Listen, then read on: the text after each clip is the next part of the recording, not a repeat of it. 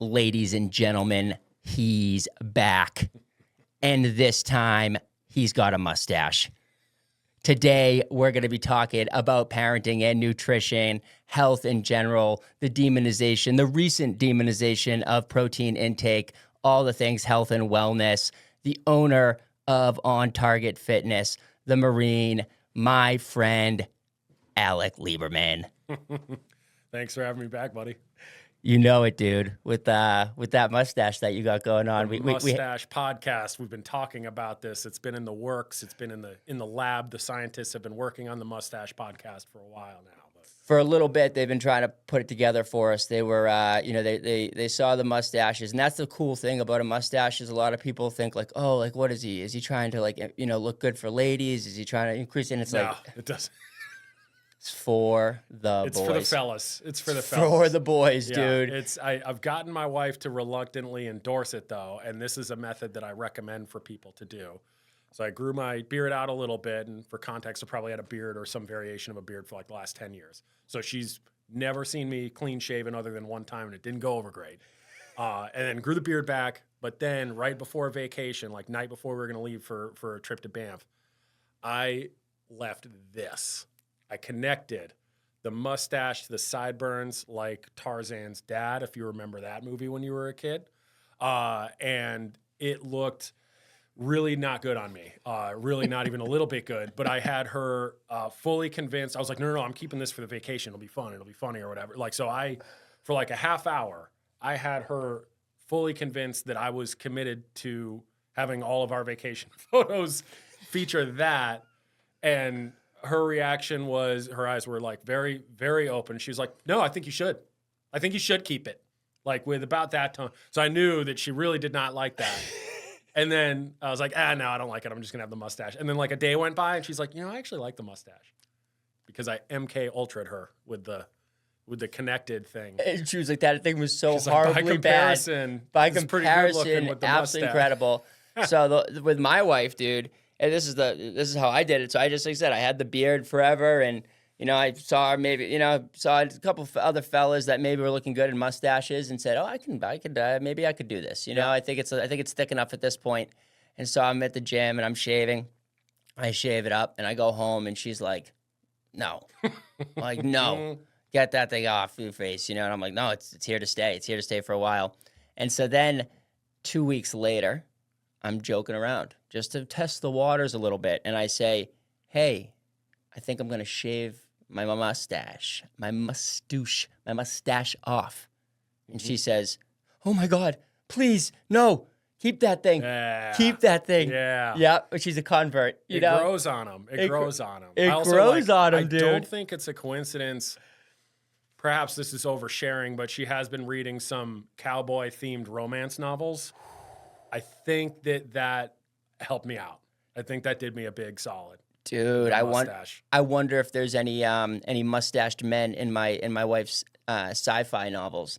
There probably could. There definitely could be. A couple of fairies rocking around with a couple of mustaches. Yeah, they might be the men fairies. That could be. Yeah, she just read a certain line in a book, and then she's like, no, keep it. Keep it. Yeah, keep that thing, man. But generally speaking, it's kind of for the fellas. The fellas like it a lot more than the fellas love it, and like it just, as a guy who has, I would say that I've served the public, for sure in my day. I've definitely done that. I continue to try to do that, but I haven't served like you, or like a police officer or first responder or firefighter. But now everywhere that I go, people assume that is of my thing. And firefighter. Firefighter, yeah. Like firefighter. I think I look a little more like a cop that's been put on administrative leave for doing things that you'd think that they would get a lot worse than administrative leave. I feel like that's kind of the look that I got. Heart of gold. I wouldn't endorse any of that behavior, but I feel like I do have resting cop that does problematic things face with the mustache. Resting cop who does problematic I think face. There is a vibe that is coming off my face.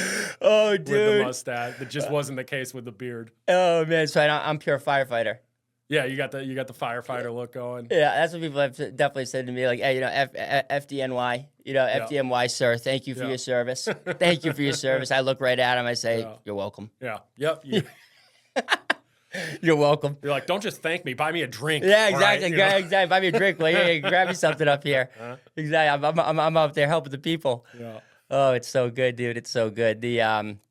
I do find out though that for the ladies, it is like I think it's a yes or a no, because that's what ladies have told me. Like the ones who come up to me and they're like, "Ooh, I like your mustache," and then I'm like, "Oh, thank you," and they're like, "Yeah, it's like for girls, it's like either they're like a hard yes or like a hard no." Yeah, I've had, I mean, full disclosure, I've had exactly 0 women walk up to me and say they like my mustache. I haven't had a woman walk up to me in years, but being honest, I feel like I've lost a step a little bit, not even related to the mustache. But anyways. Says the guy with a full head of hair. Well, like Abby and I were talking about how like when beards became more popular a few years ago, almost every guy tends to look a little better with a beard unless it's really patchy or something. But like most guys, the beard is a value add, and it kind of doesn't matter what kind of guy they are. If they're like big manly guy or like less manly guy, traditionally, they just tend to look better with a beard. Whereas the mustache, you either look better or worse. It's a divisive thing. Like I don't think everybody looks better with a mustache, whereas most people look better with a beard, I'd say. Yeah. It's risky. It's a risk. It's definitely risky. Now, you're a former Marine, so I'm assuming this can't be your first mustache. I mean, this is probably my first like intentional one. I never had a mustache when I was in the Marines because you have to have it so trimmed so short, and like it's just not worth dealing with the regulations on that, especially given that like mine doesn't grow in that dark, so it's helpful if I can let it grow in a little longer.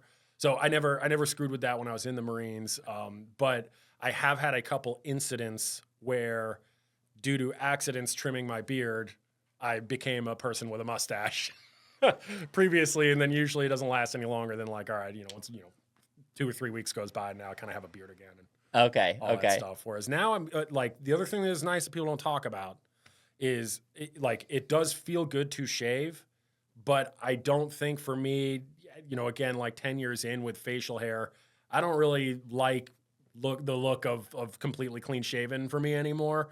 So this is like it meets in the middle where I can have, because like when you shave, it's like 3/4 of what's removed is actually skin. So it's actually like exfoliating when you shave. So it feels really good to shave. And I sort of miss the ritual of that, but then I like I can still have some facial hair, but feel like the refreshment of shaving. I've liked shaving again as well, because it's like it wasn't something that I was using a beard trimmer for many, many years and only shaving my neck, trimming up my neck and doing it around here. And it has been nice to like, get the razor blade back out and use it again. You're a straight razor guy. I know how to use a straight razor. I've taught myself how to do it. I prefer the old school safety razors, because I find that you still get that old school vibe. The straight razor you have to go so slow. You have to go so slow, and there's so much technique involved that it's like, okay, 45 minutes, and sometimes you just don't end up with that great of a shave, depending on like how able to concentrate you were that day. So I know how to do it, and it's fun every once in a while to do. But what I've noticed with the safety razor is I feel like it's all of the upgrade of the shaving experience, from your normal like cheap plastic cartridge thing. So it's a much better upgrade in shaving experience. So it's all of that you would expect with the straight razor, with all the speed of like a modern razor. So it's just like it's less time consuming, and you get like I get a perfect shave every single time. Like it feels great every single time. It's still very difficult to cut yourself with that versus the straight razor.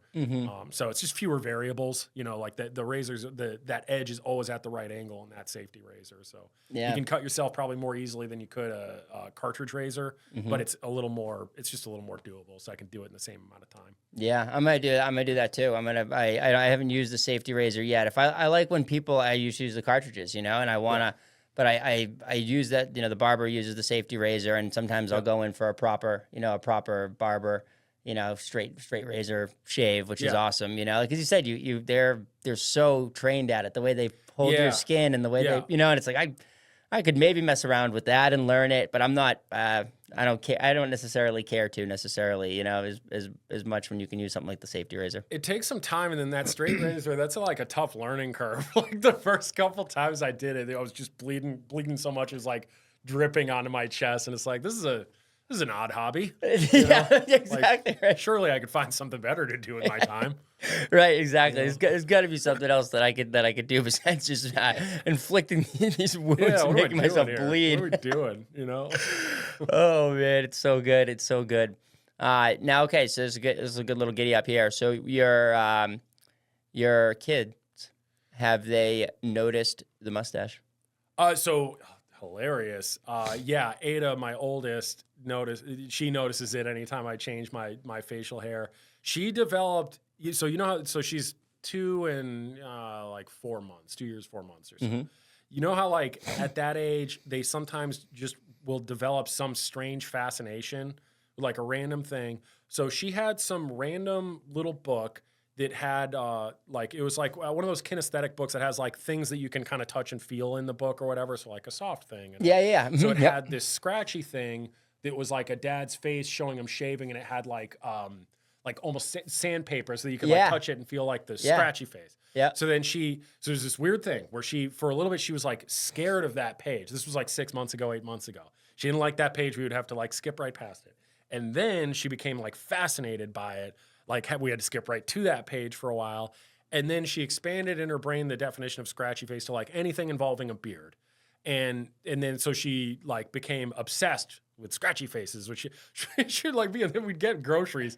She'd just point at some random guy with a beard and be like, scratchy face. And like, I'm like, can you just like take it easy? Look at that scratchy face over there. Odd. And then, so then, yeah, when I shaved it, she's like, you're a scratchy face. And I was like, no, I have a mustache now, which she calls a mud rash. And Mud rash. Yeah, mud rash. And she'll just like kind of grab at it, but it's super funny.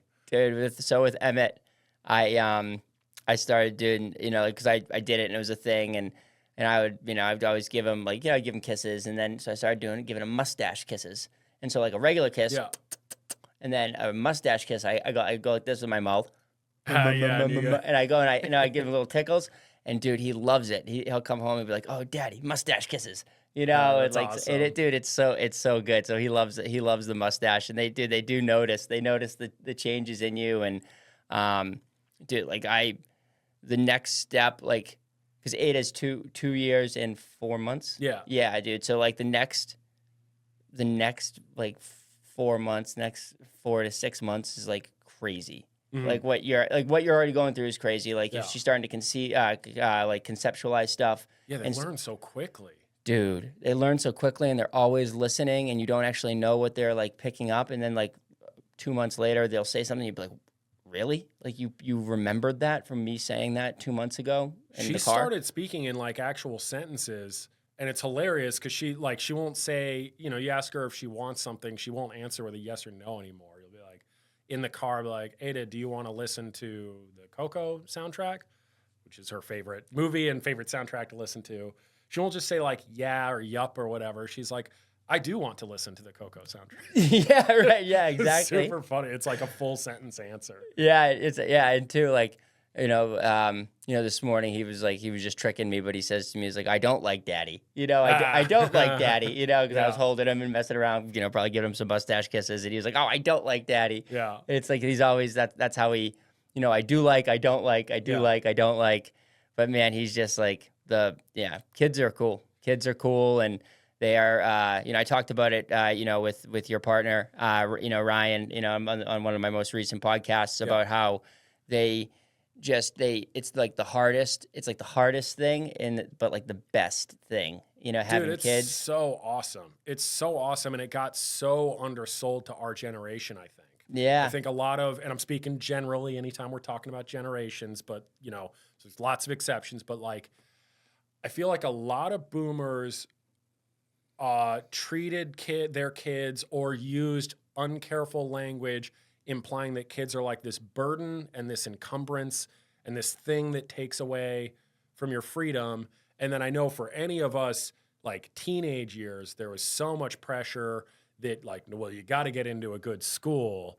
And meaning the worst thing you could ever do as a teenager is get pregnant or get somebody pregnant.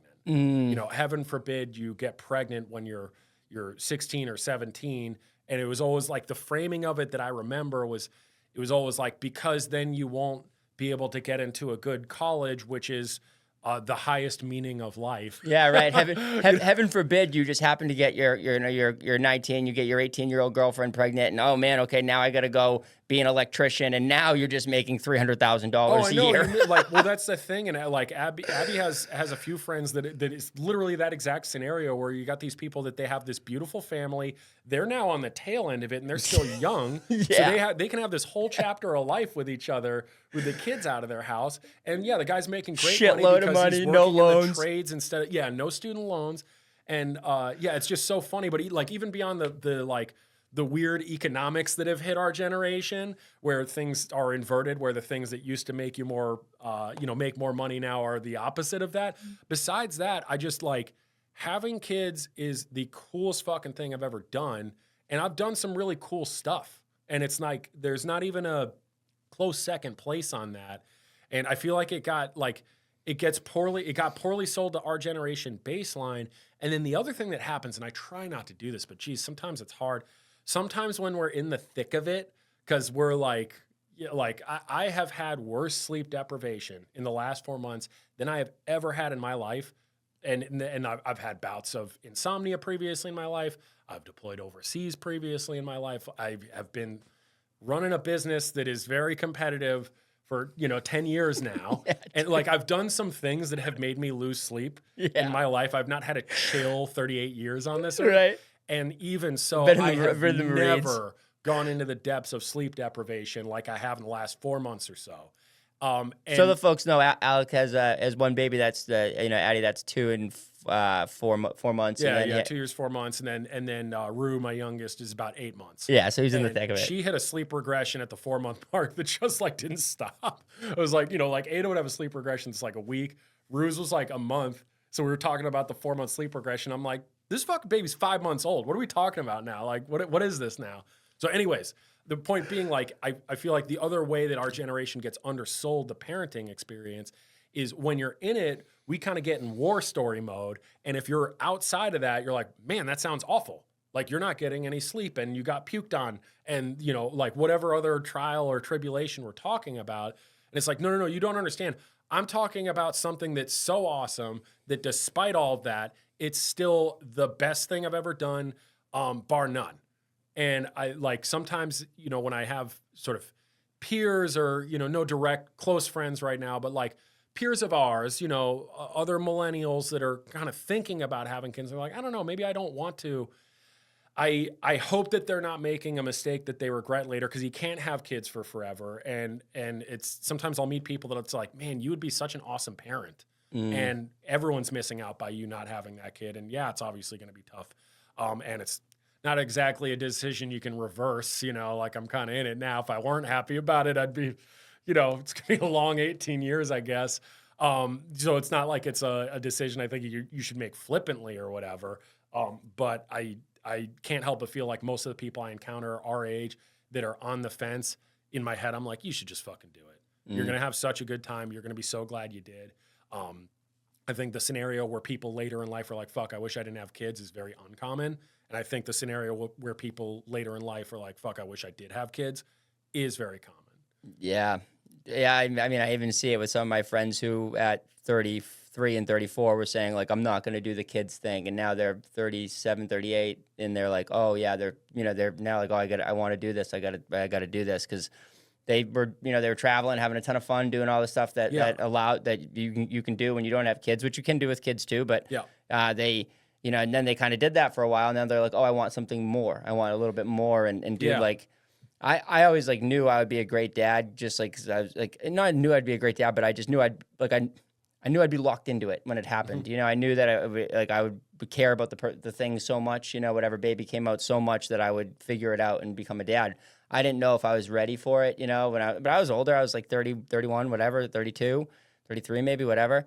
And then you have the kid and you're just and everyone says that to you too. Like, your perception's going to change, and you can't predict it. You can't even understand. You can't fathom it until you have a child. And, I was on vacation last week and just be paddleboarding with my son on the beach, on a beach that I grew up on, and now getting to paddleboard with him on that same beach, and him just laying on the paddleboard and putting our faces together in the sun, and just enjoying life. And, he's thinking about maybe taking a nap and, resting and cuddling with me and just exploring. And like every person who, you're so right. The boomers, they sold it to us that as like, it was just like this it was very burdensome, very burdensome to have children. And like, and they were just trying to get out of that, and trying to, earn and make their thing so they could have their retirement or, whatever that was. But they sold it like it was a bad thing to have kids. That's a really good point. Yeah, and I had this great conversation the vacation that I was just on that I almost did the the sideburn mustache connection thing on was a trip to Banff with some friends, some of whom also have a kiddo that's about Ada's age, so about 2. And it was my buddy Paul, a Marine Corps buddy of mine, and he's also starting his family like a little bit later because he turned 40 on this trip. Like also like me has been, well-traveled and has gotten a lot of mileage out of years of life where you just don't have those encumbrances and you can do stuff. Yeah. And he and I were talking about how there's this parallel where, at some point if you're single and you're sort of playing the field, let's say, and you're in the dating / hookup culture, there is a limit to, at some point you've kind of had all the one-night stands you need to have. And at some point they are blending together into kind of the same thing. And because it's kind of the same very surface level experience with somebody. And at some point, having an actual marriage where you have an actual deep connection with somebody is actually a lot more rewarding than doing the same surface level thing, on repeat. And so he and I were kind of familiar with that choice because we're both very happily married. But we were talking about how he's like, with these vacations, it's like, it's hard trying to do this trip with the kids. It's definitely different. But he's like, it started to feel the same where it's like, I'm doing the same kind of stuff in a different place. So these big extravagant trips that get all sorts of attention on social media and look so amazing in the pictures, they actually are starting to like, reach an end life or like a shelf life where it's like, this is kind of the same experience in different places. Whereas now you bring a little kid into the mix, traveling with kids it's a whole thing, man. It was a whole thing, but it's so different because now it's the first time for them for everything. So now it's so much fun. And then it's funny you talking about like that moment with Emma where it's like, oh, are we going to take a nap or what are we doing? I think the other thing that happens is you take these ups and downs as they come because you have these downs where like the proverbial like randomly get puked on or blow out or something gross like that happens at the worst fucking time or whatever. But then you also have these highs where like one morning on that trip, I got up before everybody else, which usually means I'm up with one or both of the girls at the same time. And this can't always happen, but the stars aligned where I was able to like put Rue into a chest carrier.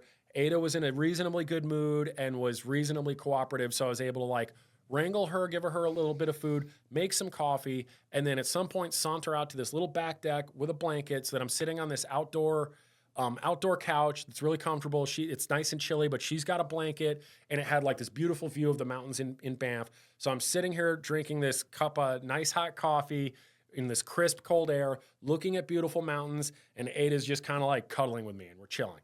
And it's like, man, this is better than fucking any night out I've ever had. And I've had some great nights out, again, I put a lot of miles on the whole nights out thing, and this is better than that. And that came out of fucking nowhere. So you have these moments that are just better than anything. And you couldn't have planned it because if you tried, it wouldn't have worked out. It's so much harder and it's so much better. Yeah. That's exactly what it's like. Which is cool because like a huge theme about what I always talk about is like you get growth from being uncomfortable. Yeah. And so the only way is through. So it's like you want to grow as a human and you want to, and there's other ways to grow. And that's why Alec already said it, it's not everyone's path. But right now it's being pushed on way more people than it naturally should be. And there's a lot of people who are questioning it just because the world has changed a little bit. And it's like they are going to miss out because it is so good for those moments, dude. Like, and then and then you chase those moments because you're like, and that's what it fuels you. It fuels you to deal with it. Like I know I get to go pick up. My wife's working today, and I get to pick up Emmett, from daycare, and I'm gonna get to spend the afternoon with him and put him to bed. And it's like I'm thinking like, oh man, what am I gonna do that's so fun with him? That's gonna get me one of those moments. That's gonna be a giddy up, and then I'm gonna be able to be present with him. And like, but what sometimes realistically is what it might be is like him just being a maniac menace, doing the most menacing things and like, just being crazy. But then in one of those moments, he runs up to me and says, "Daddy, I love you." And gives me a big, huge hug. Everything. And it's everything. And it's like, oh man, he's just like, and you get to see another life, like living uninhibited, which is so pure. And like, you're creating that for them as well. Like you said, it's really hard it can be challenging no, I shouldn't say it's really hard. It can be challenging to travel with kids. And to be, I was just in a small little cottage for 10 days with my family, and there's, danger everywhere. This is a 1940s cottage, that my grandfather, that my great grandfather, was in and stuff. And like, there's just weapons everywhere, and like, yeah, you just gotta, the deck, the splinters, it's like, but you just gotta, let him kind of do his thing and just be there and just grow, and grow from it. And like, it's just, it's so good to have kids, and everyone should do it. Yeah. I think that, everyone needs probably purpose, meaning, and challenge in order to be happy. I think if you don't have those things, you can delude yourself for a while that you're happy while you kind of usually pursue variations of hedonism. But like at some point you need purpose, meaning, and challenge. And, kids bring a whole heap of that, really quickly. And I think the people that don't have kids, if they find their own way of having purpose, meaning, and challenge, then they'll be all right. Mm-hmm. They'll be just fine. But I don't know, man. I'm fucking loving it. And I can't believe how badly it was sold. Yeah. Like how badly it was. It was like, are you kidding me? Compared to college, this is basically like a scam for our generation. Mm-hmm. Like this place where you just like get an STD and credit card debt and maybe a bad attitude and then a ton of student debt and no job at the end of it that you just feel like you sold your soul to freaking get, like, versus kids. Like, college got sold as the most amazing thing ever, and then kids as like this pain in the butt encumbrance. And I'm like, oh my God, it was so backwards. It was so backwards. Yeah, and it's like for the boomers, like you can't even blame them because they just thought that they were doing the right thing. They thought that they were doing the right thing because they grew up in a different way where it was hard for them because they had to, maybe they didn't have as much money or they didn't have this, and now that opportunity was right there, and all the people, so it was just learned. It was learned, learned behavior for them too. Yeah, like a boom. Like you got to say that you put Rue in your carrier, and your you had Ada with you, and my dad, he wouldn't, and many boomer fathers wouldn't even push a stroller because it was emasculating. Anytime it was too feminine. We're like out, like whether it's another kid's birthday party or any kind of occasion where we are meeting people we've never met that are from either boomer or older generation. God, the females of that generation are like, wow, look at all the things you do. I never had any of this help. They say that to Abby. I'm like, you see? Right, you exactly. See, I'm helpful. Yeah. She knows I'm helpful. But it's like, dude, like, I don't know how the hell they did that, because like Abby and I work pretty well as a team. And I feel like we both, like, are putting forth effort to help each other and like work as a team. And it's still so damn hard sometimes where I'm like, man, I can't even imagine if like, or single parents, Jesus Christ, those people need a medal. I'm like, I don't know how you do it. I don't know how single parents do it. I don't know how people that, in my case, I don't know how people that don't have amazing mothers as partners for spouses do it. Cause Abby's like super powered in that same regard. And it's like, I don't know how the hell people do, she has instincts I don't have, so I have to like take the lead on her. Like I if it were up to me, I probably would have accidentally killed at least one of them, and doing something that I didn't realize was an issue, right, or whatever. And then also, like, if it were up to me, there would be times that they would just never stop crying because I would not be capable of actually getting them to stop crying about whatever they were crying about. Whereas she's like so natural and so instinctive and so like talented at it. And still, we have moments where we're like, God, we're getting our asses kicked right now. I don't know how people do it that don't have a partner like that. It's crazy.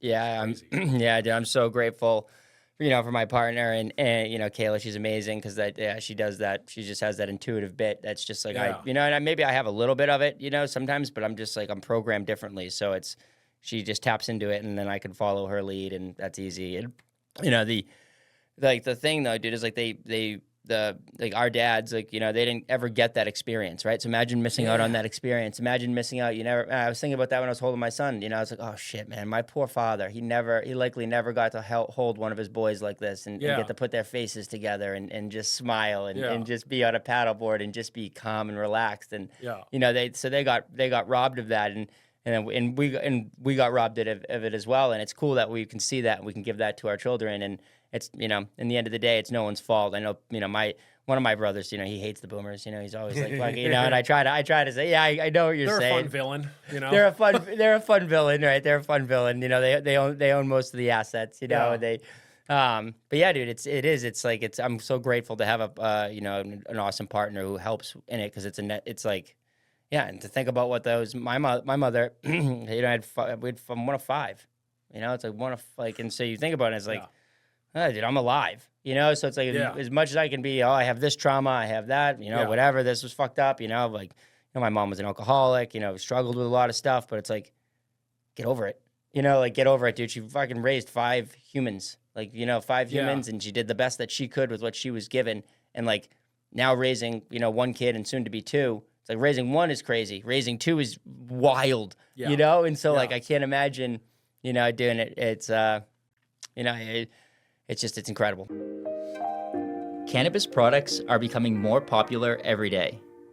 Whether you're looking for the best night's sleep, trying to mitigate daily stress, or just trying to enjoy some laughter with friends, OG Cannabis is the store for you. OG Cannabis has an unbiased approach that is unique and simple. Unlike the competition, they don't sell their own manufactured products, but instead proudly showcase the best vendors across Maine. A dispensary like no other. Come and visit today at 18 American Way, Elliott, Maine. OG Cannabis. Oh, and don't forget to use my promo code, Dr. BeeWell. See you guys there. Giddy up. It's incredible. Are you going to be down it too, or are you going to keep? No, we want more, but we are by design we had Rue pretty rapid fire after Ada. Yeah. So 2 is definitely a step up, and then 2 when they're really rapid fire close together is tough when they're this young. It's already, I can tell that we're going to be glad that we did it that way because they're already friends. Yeah, giddy up. And so they're going to be tight, and it's also helpful. It's 2 little girls, so zero regrets. But also we're hey, we want a third. Let's wait until we get Rue out of diapers, so that we can just have maybe 1 child in diapers at a time. Yeah, the prince instead of 2. The prince, the little boy. Bring it. Bring it. So Abby has a weirdly accurate intuition. Yeah, she's I think the next one will be a boy. Oh, cool. So we'll see. Did you guys find out? Did you find out what the? No, we let each of them be a surprise. We just when they showed up, we vaguely when Abby was pregnant with Ada, we vaguely were 51% would prefer a girl, 49% boy. It was basically barely would have wanted a girl more than a boy, but we're gonna be happy either way as long as it was healthy. Yeah. So then Ada popped out and I caught her and was like, girl. And, which when in a not lit room, the umbilical cord is more confusing than you think it's going to be in that moment. But, so I did look, I was pretty sure that's a girl. And I was let me give it one more. Yeah, that's a girl for sure. So she came out a girl. And then I didn't have the opportunity to catch Rue. So I think Abby called that one because she was kind of sort of almost on hands and knees. So she kind of caught her, which was cool. Yep. And then she made the call. And then we were kind of happy about that because it's okay, these ones are going to be so close together that it's kind of cool that they're both girls. And then, it would be nice if maybe the third is a boy. And then I don't know what we're going to do, man, because beyond that, it's the idea of more kids sounds awesome. I don't know how we fit all the car seats in one car. Yeah, right. Because they're enormous. And it's we have a Kia Telluride. Which, public service announcement, if you see a Kia Telluride on the road, steer clear of it. They are not paying attention. They are being screamed at by toddlers, And you don't buy a used Kia Telluride because you will have a ton of money if you get in an accident with me. So like, just public service announcement. If you see an affordable family vehicle, just like watch out for it. Watch out for it, because they are being screamed at to play the right song and to throw a snack to somebody else while somebody else is melting down. Like they're dedicating 10% of their bandwidth to the road. It's a nightmare. But anyways, like that's a third row SUV, and even with 2 car seats, we're like, fuck, we don't have room for anything. Dude. Oh my God. Yeah. You're like jammed up as a bigger guy, like jammed up in the front seat. It's Yeah, like, yeah, exactly. I got the front seat like all the way, all the way forward with the steering wheel like right against my chest to fit the car seat for the baby that weighs 15 pounds. Yeah, right. You know? Yeah, Like, yeah, dude. It's different. It's wild. And like I said, my family would travel, 3, 4, 5, 6 hours, go up to Moosehead Lake from Massachusetts in like our conversion van, all like 7 of us deep. Yeah. Yeah. Like it's wild. I mean, we weren't kids, we were adults, but it's like, it's wild to think about. My brother has 4 kids, and he does a pretty good job. But he's got the van, some type of Honda Odyssey maybe, or something like that. Yeah, right? the minivan. The minivan. And his kids are all out of they're all out of the stuff now. So it's like then it's a lot easier. That is a lot easier. Maybe one of them's still in a booster seat or something. But the minivans are starting to call to me. I think if I go with the conversion van, I got to rethink the mustache thing, because I just don't know that that's a combination that we want to. Do. I don't know if that's a good look. I don't know if it's a good. I don't know if it's a good look. I don't know. We'll have to see. Oh, what's this guy doing over here with his conversion van and his mustache? Like, they are. Sorry, they are my those kids. Are my children.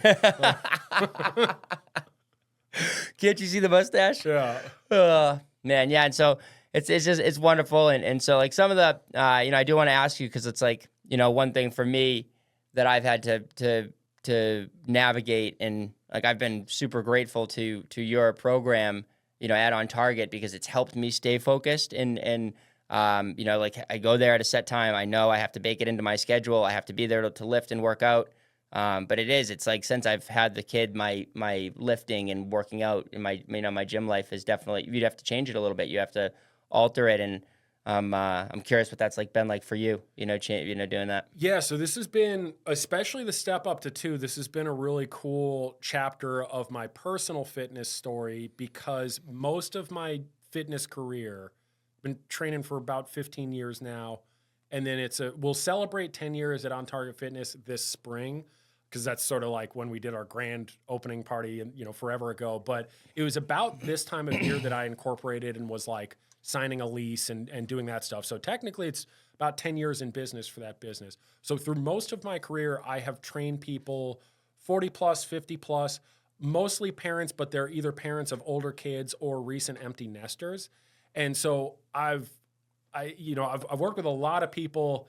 Like, really common conversation is like, hey, it's time for me to lose this baby weight because my baby's 10 years old.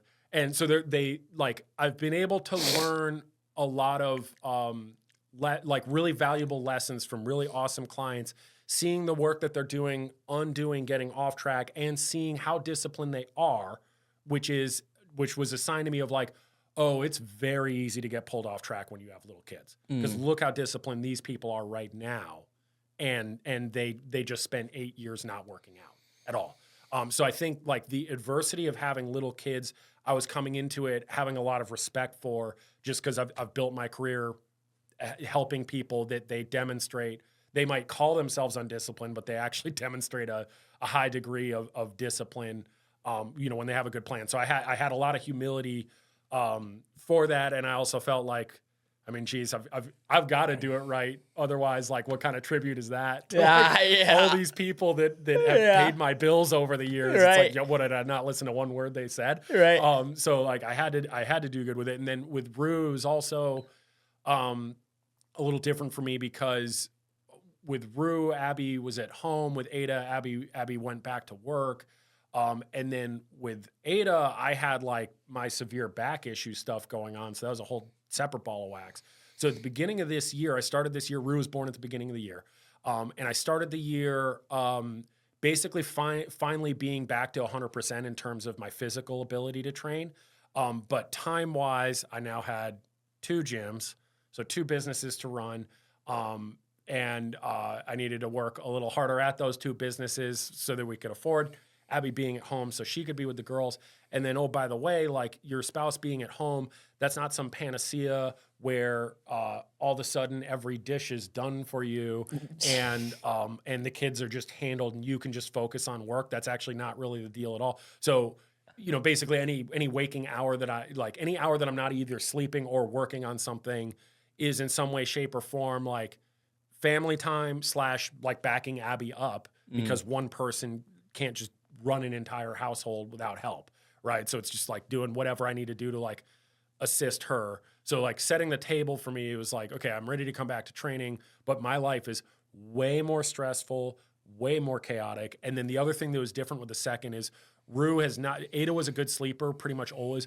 Rue is not a good sleeper. So, you know, like talking about the sleep deprivation thing, it's like, okay, how do we stay on track when I'm, you know, if I'm 3 months in to getting one good night of sleep per week. So I'm like, at times getting so sleep deprived, like I don't even know which way is up. Like I'm literally disoriented in spaces I'm sitting in, like that, like deep levels of sleep deprivation. So like the routine that I, you know, try to stick with is, you know, very similar to the kind of the core habit stack that we teach anybody at On Target Fitness. As a brief aside, I think it's weird when fitness professionals don't do the things that they tell their clients to do. Yeah. So yeah, it sounds I think weird. it's weird if I have some secret stash of special workouts over here and then I give you some crummy assembly line workout over there. So spoiler alert, I'm doing the same exact system that we put our clients through. How I executed it, you know, there were some insights from like just current chapter of life. So that core habit stack that, you know, works great for vast majority of people is do some strength and conditioning 2 to 4 days a week, average at least 10,000 steps a day, and then try to eat real food. So that's kind of like the core habit stack. And I actually deliberately, like when I'm starting a new client, we start with the strength and conditioning and then focus on the steps. And we don't even address nutrition until week 3, because to me, it's so important to get your body moving. And if we get your body moving the right way, we've got a nice mix of progressive strength training, a little bit of sprint work, that's strength and conditioning, and then some zone 2 cardio, AKA steps. Once we get that foundation, that movement foundation, now your nutrition just kind of needs to be reasonable, not perfect. So we lower the threshold of how good you got to be nutritionally. Yeah, you talked about it on our first podcast together for people who want to have more in depth on that, because you talked about it at a great length about how fitness is the first one to lock in, because if you can lock in fitness and you can lock in the strength part of it, then the rest of them become much easier. Yes, and I couldn't agree more with that. Yeah, each step becomes easier. So that was my foundational strategy, as well as like what my focus was when things go sideways. Because I think the real difference when you have little kids, and it's why you know, you've probably noticed it with people. I've noticed it with people and now noticed it with myself. The chaos that little kids causes to any of your routines, whether it's your work routine or your keeping your house in order routine or your, you know, health and fitness routine, that chaos, either like the discipline required to keep that chaos from ruining you, tends to actually be enough discipline that you end up ironically getting in better shape during that time. That's what happened to me. So this is what happened is at the beginning of the year, I really focused on, I decided to shoot for 4 days a week of strength training and probably hit at least 3 the vast majority of the time and 4 most of the time. And I did in order to not get too run down from that, I did upper lower splits. So I'm only doing upper body twice a week and lower body twice a week. And so usually in a perfect week, you know, Monday upper, Tuesday lower, Thursday, Thursday upper, Friday lower kind of thing. And then on Wednesdays, I'd usually do a ruck or weighted walk, whatever you want to call it. And then Saturday, Sunday, no official workout thing or ruck, but just other than that baseline of trying to hit 10,000 steps a day. So that's what I was up to, you know, fitness-wise. And then if I were to give a grade to nutrition of like how I've done probably on average over the last 8 months, B-, maybe flat B, like only okay, right? Only okay. But what I got really disciplined about was the workouts and even more disciplined about the steps. So far this year to date, I've averaged like inconsistently like hitting 10,000 no matter what, you not only do you have some days where you go over, but then you're eliminating the days where you hit like 4,000 steps. So you're eliminating these big sinks in your average step Are you count. doing that by just incorporating that walk? So- Like, how are you getting? How are you getting this? Every day is different. Every day is different. What I do like about steps as a proxy for zone 2 cardio is it's very accessible for anybody in any chapter of life or season of life to try to figure out how to get more steps in. And so my average during that time has been about 2,000 steps a day more on average. So actually close to like just shy of 12,000 steps a day, not 10,000. Now, I don't shoot for 12,000, I shoot for 10, but this is an important distinction. I don't like hitting a reasonable goal consistently is way better than all or nothing inconsistently. And I'll use the example of another like daily habit that has nothing to do with fitness is just I try to read 10 pages of some kind of personal or professional development a day, 10 pages a day. Now, 10 pages is not a lot to read, especially some books with the spacing, right? Not a lot to read. But what's funny is from a discipline standpoint and like a mental, what would you call this? Mental confidence standpoint, reading 10 pages a day every day for 7 days is radically different than reading 70 pages one day in a week because you made yourself do that thing. Yeah, it's way different. So you trust yourself. So you're practicing trusting yourself. And that's the real insidious part when people set goals and sometimes too ambitious of goals. And then they just a BS excuse their way out of it. They're looking for the first thing to come up and then they're done trying to do that thing. Is you're practicing lying to yourself and it makes you not trust yourself.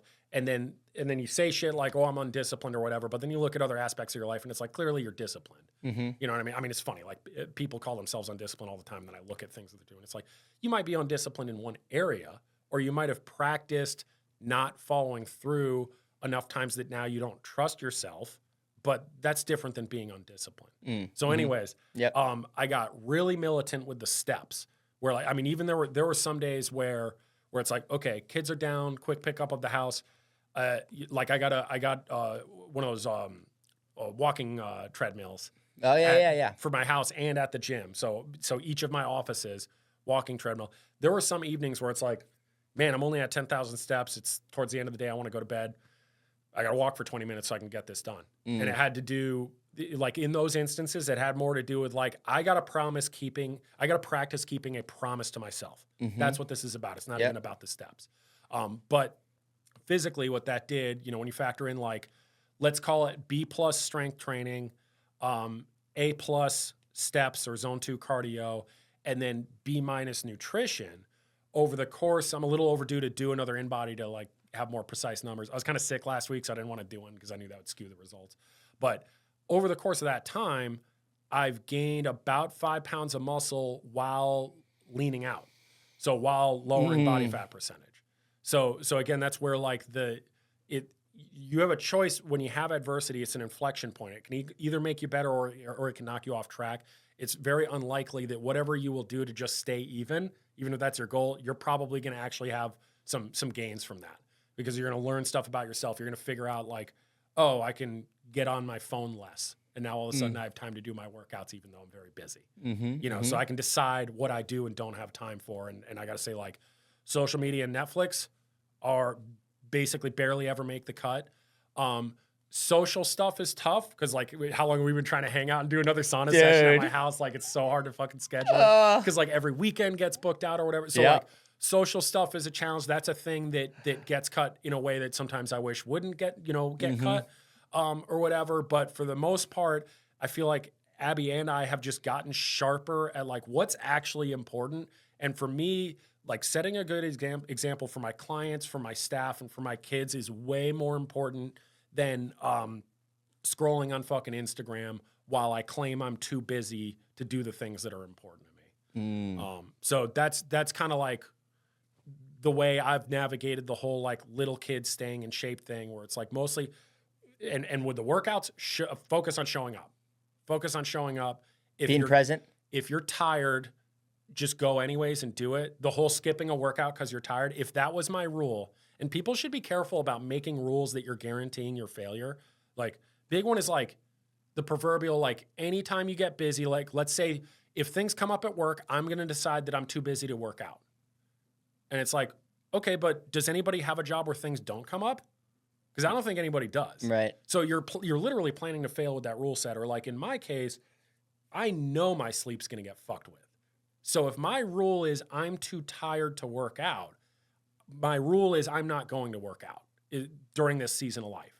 And then it turns into this negative spiral where now if working out and eating food that makes me feel good isn't what makes me feel good, what's going to make me feel good? Probably a beer and probably some sweet bullshit. And other things that are fine in moderation. But if that's the thing that you use to unwind or to make you feel good instead of more healthy ways of stress, like when you remove the good thing from your mix, it's not just that you remove the good thing, it's that it will be replaced by a bad thing.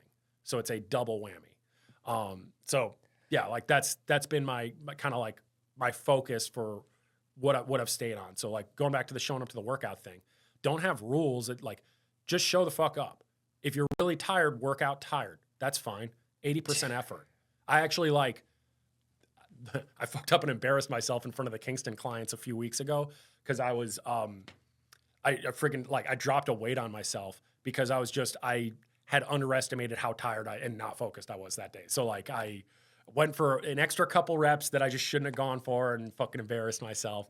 But like I'm still glad I showed up that day. I wish I had chosen one less rep. But I still showed up that just show the fuck up. Dude, there are many days where I like am, you don't really want to work out and you're kind of like, ugh, like I just, I don't know why the brain does that. I don't really know because I know that once I go through it and once I do the workout, whether I'm fucking dog tired or whether I have, stress in my life or I got tons of stuff to do at work, like whatever it is, I always feel better and I'm always glad that I did it. And I'm like, why was I even thinking that beforehand? Why was I even thinking that I didn't want to do this? Why would I ever not want to do this? Because this makes me feel like the best. This makes it, there's no drug, nothing that can create this feeling. There's nothing I can do besides this to give me this. Mm-hmm. And that feeling is such a giddy up. And it can be, like to your point, it can be confused with the other stuff, the cheaper stuff, the scrolling, the Netflix, the food, that stuff that's not as good for us. It can be that, that can kind of replace it, but it's not even close to the same. And so, yeah, dude, but it's interesting to hear you say that because, when when we had talked about this, discussing this as a topic, I thought you were going to talk about how it's been, and it has been more challenging, but you've doubled down, and that's the thing is you either go one way or the other. Yes. And that's kind of cool you say that, dude, because I was in the beginning of the summer, I was just locked in through the spring, numbers were going up. Body fat was going down, strength, muscle was going up, like just, it was like, whoa, noticeably filling out my shirts differently.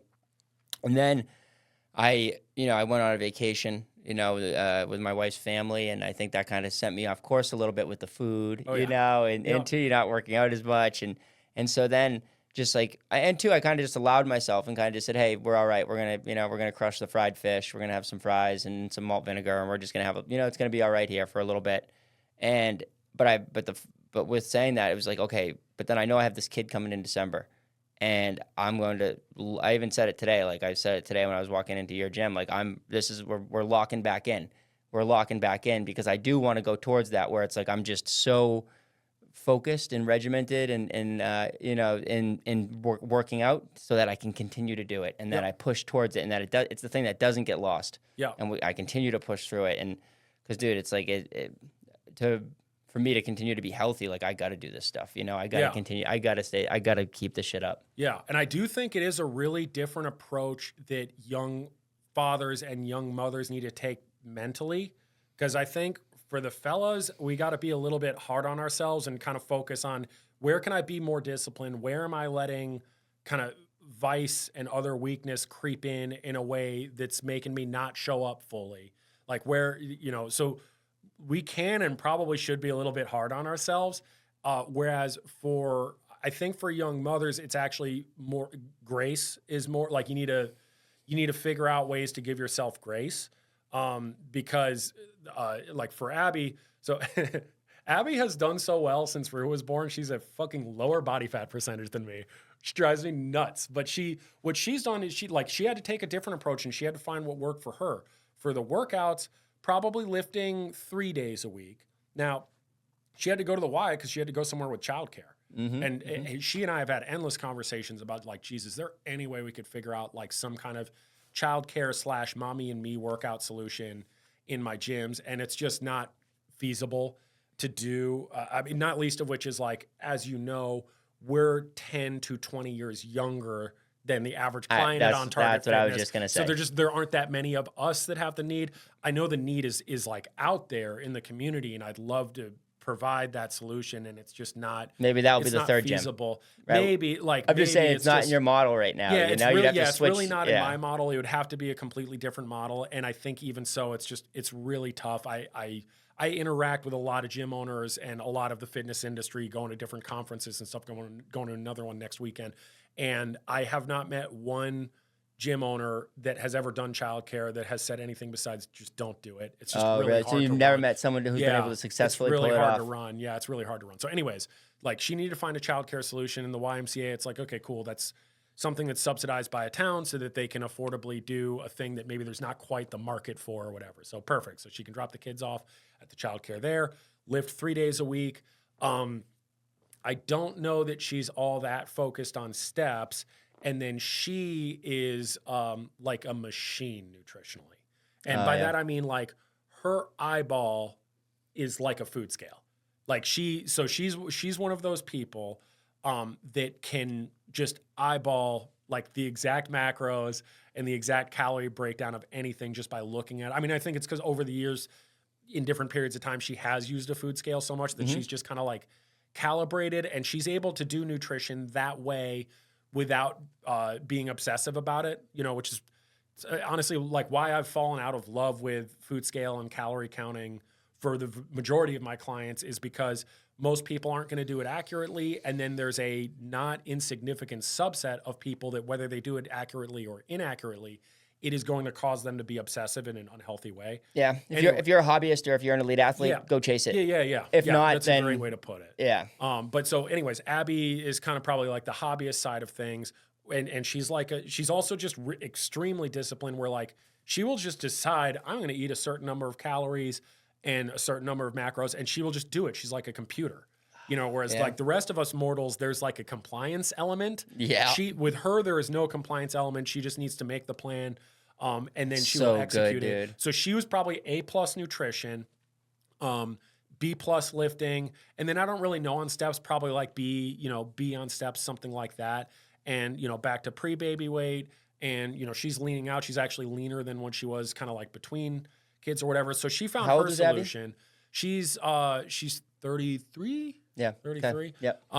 So see, she is starting to hit that like mid 30s where stuff starts happening a little differently. Yeah. She's definitely feeling that for sure. And she's also, you know, feeling the sleep deprivation. But a lot of what she had to do mentally was give herself grace to just figure out the workout solution that's going to work today based on the circumstances.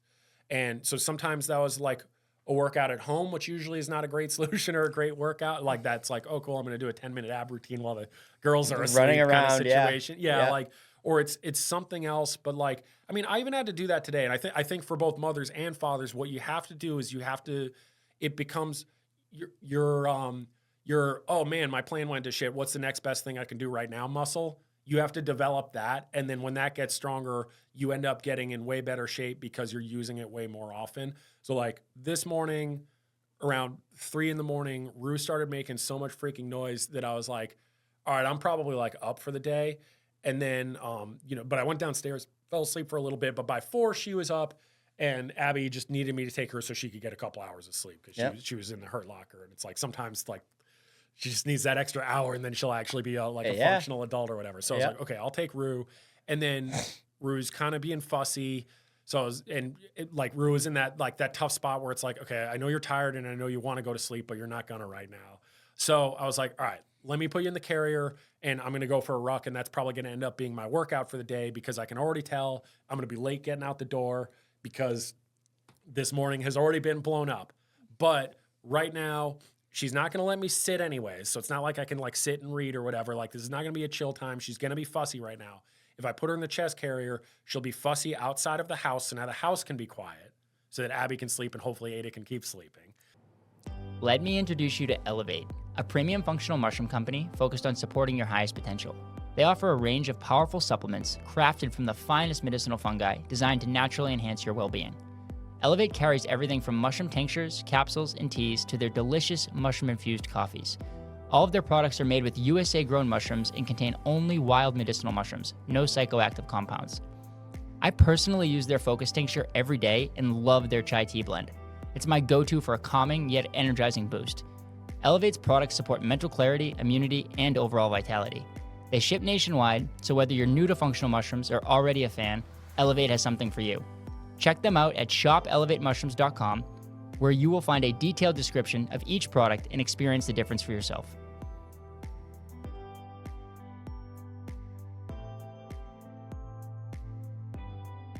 Keep sleeping. So the house can be quiet. I can get a workout in the form that I can get it in. So now I'll probably lift tomorrow, and assuming I don't have time to actually do it today. So I got to flip my workouts, but I'm still getting my workout in. I'm taking care of Rue. I'm taking care of Ada and Abby and the rest of the house. So I've found synergy. So I found a solution, and that muscle of like, all right, what's the best thing I can do right now instead of sitting around feeling sorry for myself or, like getting bent out of shape. Like when you get tired, you want to fucking sit in a comfortable chair. I have like a nice couch that we bought a few months ago. Like I have a nice couch I like never sit in, right? Because so like you get tired and you just want to sit down in that chair, but that's usually not the best thing to do in the moment. And you have a choice. It's like I can get bent out of shape that I'm trying to sit down and I'm going to have to get up every 15 seconds. Or let me find the thing that actually works for everybody. And then now all of a sudden I've accomplished like 5 different things in the same 1 hour period of time. And I can feel good about myself because I figured it out.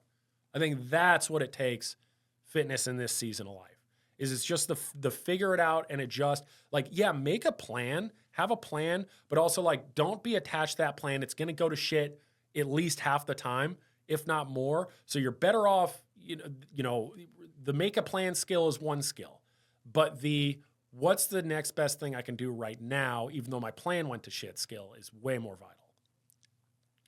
Were you like that beforehand, or is that learned? Like, so yeah, probably always, but I've gotten much better at that. Like when it comes to my own personal fitness routine, I have been able, prior to kids, I have been able to let good or like a perfect be the enemy of good because, so it's funny, I ironically have a similar problem. Sometimes people think it's like, oh, it must be easier for you because you like own a gym or something. It's like, man, I actually technically have the same problem that people when they buy like that in-home workout piece of gear. When you have like that bike at home or that total gym at home or name your product that gets real hot and then a year later nobody's talking about it and they're drying their laundry on it. When you have that solution at home, you can do it or not do it whenever you want. I actually ironically have that problem because my work are gyms that I have built. I can work out or not work out whenever I want. So I actually have to fight that same urge that a lot of people struggle with their home gym that they never use. I have that where it's like I can decide, oh no, like I'll get a better lift if I just rest today and work out tomorrow or whatever. So I used to, like over the course of, let's say, my journey with, over the 10 years with On Target Fitness, I've gotten in way better shape. First year, tons of stress. Also went through a divorce my first year. So tons of lost sleep, tons of stress of starting a business and going through a divorce. Tons of skip workouts. So it's funny, I was probably like 5 pounds more than my current weight and minus 20 pounds of muscle. Oh, wow. So like it was like literally like an extra 20 or 30 pounds of fat on my face. Yeah, right. So you're like, ironically, it's What's like, this guy starting a gym I'm for? getting pudgy as a personal trainer. You want to talk about like a real loss of self-esteem, and now I'm single. Great. Yeah, dude. For the first time in 7 years. Like pretty crappy shape, all things considered, to start. And then I've just slowly, and then the circumstances of like, I'm trying to run a business and all that stuff, you get all the convenient excuses for why the rules don't apply to you. And then at some point, a few years in, I was like, why am I telling clients to do stuff that I'm not doing? Why am I not doing the things that I'm telling my clients to do? Like something's got to give here. Like I got to stop having clients that I feel like are more disciplined than me. Like the competitive part of my brain, I want to be the best client at the gym. And what's funny is I actually know I'm not. But that's what pushes me. That's the beauty of community is like, I want to try to be the best client at the gym. I Right. want to at least be in the top 10%. You're putting your stars up for the 100 workouts. Yeah, man. That reminds me. I got to put 2 more up because Yeah. I keep forgetting to put them on. But yeah, I want to try to be the best client in my gym. So then that trajectory has continued. Oh, by the way, another part of the story that I shouldn't skip over. It's easier to manage your weight and to stay in great shape if you're not problem drinking. Mm-hmm. And there is a high degree of problem drinking that is popularly accepted in our culture, unfortunately. Mm-hmm. So you can actually drink quite regularly and quite heavily. And as long as you don't get a DUI or otherwise get told by a judge to stop, that's acceptable sometimes. Mm-hmm. And it was not working for me. So my drinking's gone like this. My personal discipline has gone like this, where now I feel like I'm the most disciplined that I've ever been and most dialed in. And that's just what's keeping things like the gyms are moving forward. I got to pour a lot of energy at this point into the staff. They're really even more so than the clients, who I pour into. So it's we've got the best team we've ever had, and they're awesome, and they're developing, and they're doing a fabulous job taking great care of all the clients. That's what we want. So business is going well. Home is going well. Staff reps in On Target. They're awesome. Awesome guys over there. They're really they are the most talented, hardworking team I've ever seen and we ever had. I mean, hell, 2 weekends ago, dude, I shot up all the clients a thank you because we closed the gyms a day early for the week so that we could all go to the Perform Better Summit in Providence, Rhode Island, which is it's essentially a trade show. It's the who's who of the latest and greatest science of personal training. So it's a nitty gritty, into the weeds, technical seminar for strength and conditioning. And think about how cool it is. It's the end of the summer. Weekends are quite precious. And not only did not one of the team complain that I was just torching one of their summer weekends to go do work stuff. Not only did not one of them complain, they were so freaking pumped to be able to be there. They were thanking me for the opportunity to be able to go to it.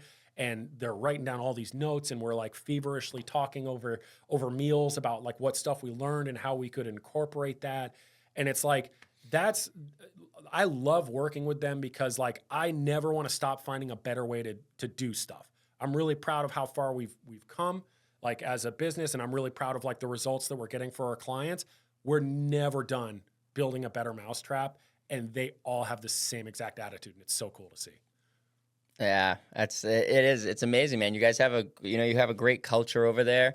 You have an awesome, the feedback that I get from my, learning. I've learned how to lift with you guys. I didn't know how to lift really beforehand. And I was a good football player. I was a, potential Division I AA football, Division II football player, but I couldn't, I didn't know how to lift properly in my body, especially maybe not even having not done it for many years. And then I get in there and it took me time too, which was cool. So they gave me the time and the space to kind of learn it. It's I was bench pressing 85 pounds for a long time because I needed to learn how to do it again. And now it's now I can put up a little bit more weight, and I'm happy about it. And it feels like I'm, putting plates on again, 185 and get, pushing it. And it's okay, this feels a little bit more normal, but I had to build it back up, and they gave me the grace to do that, which is, it's great what's happening over at On Target. Yeah, dude, it's awesome.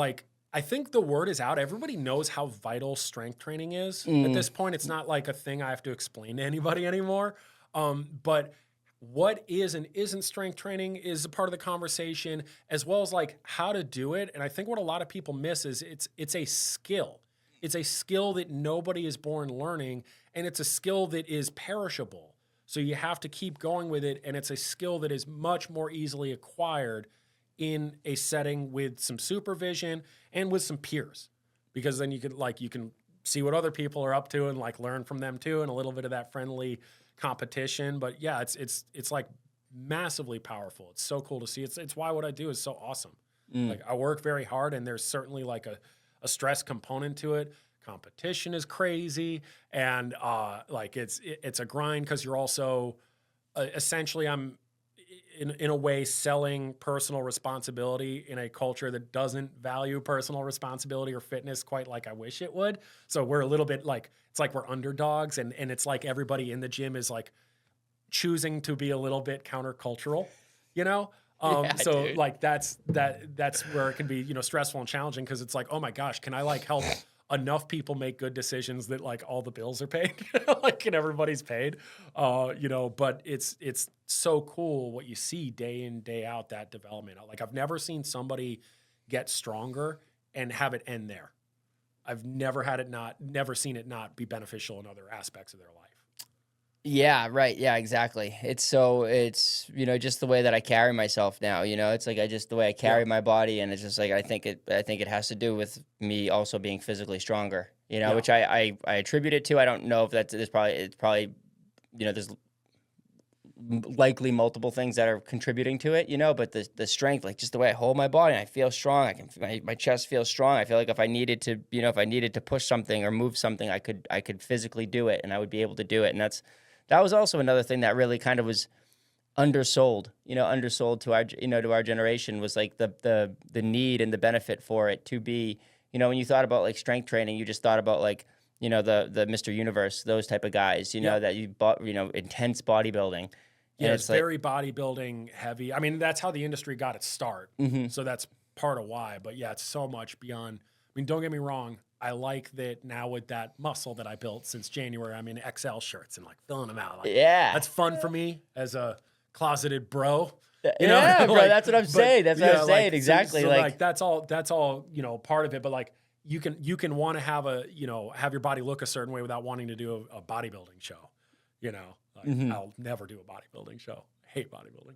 Yeah, you never do one? All right, so I'll never do one. I have a slight hate relationship with the bodybuilding world. Yeah. In that, maybe I should start with what I do appreciate about it. Because I've been to, a couple of friends' shows, and I do appreciate the level of discipline that, I guess the level of guts that it takes to go stand on a stage like in your underwear, where if you skipped a workout or you skipped a bunch of workouts, it's going to fucking show.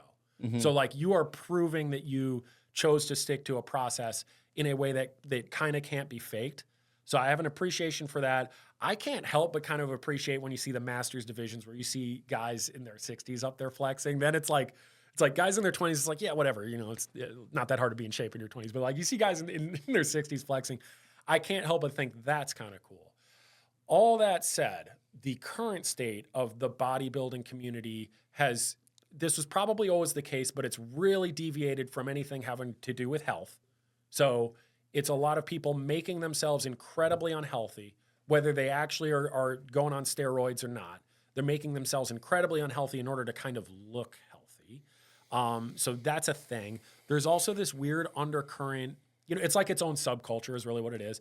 Yep. There's like this weird undercurrent now where it's like if you don't ruin your life outside of the bodybuilding show, you didn't try hard enough. So it's like you're not allowed to like have a good marriage or a good career or like other things or friends or like it's like this badge of honor to like torch every aspect of your life besides the next show.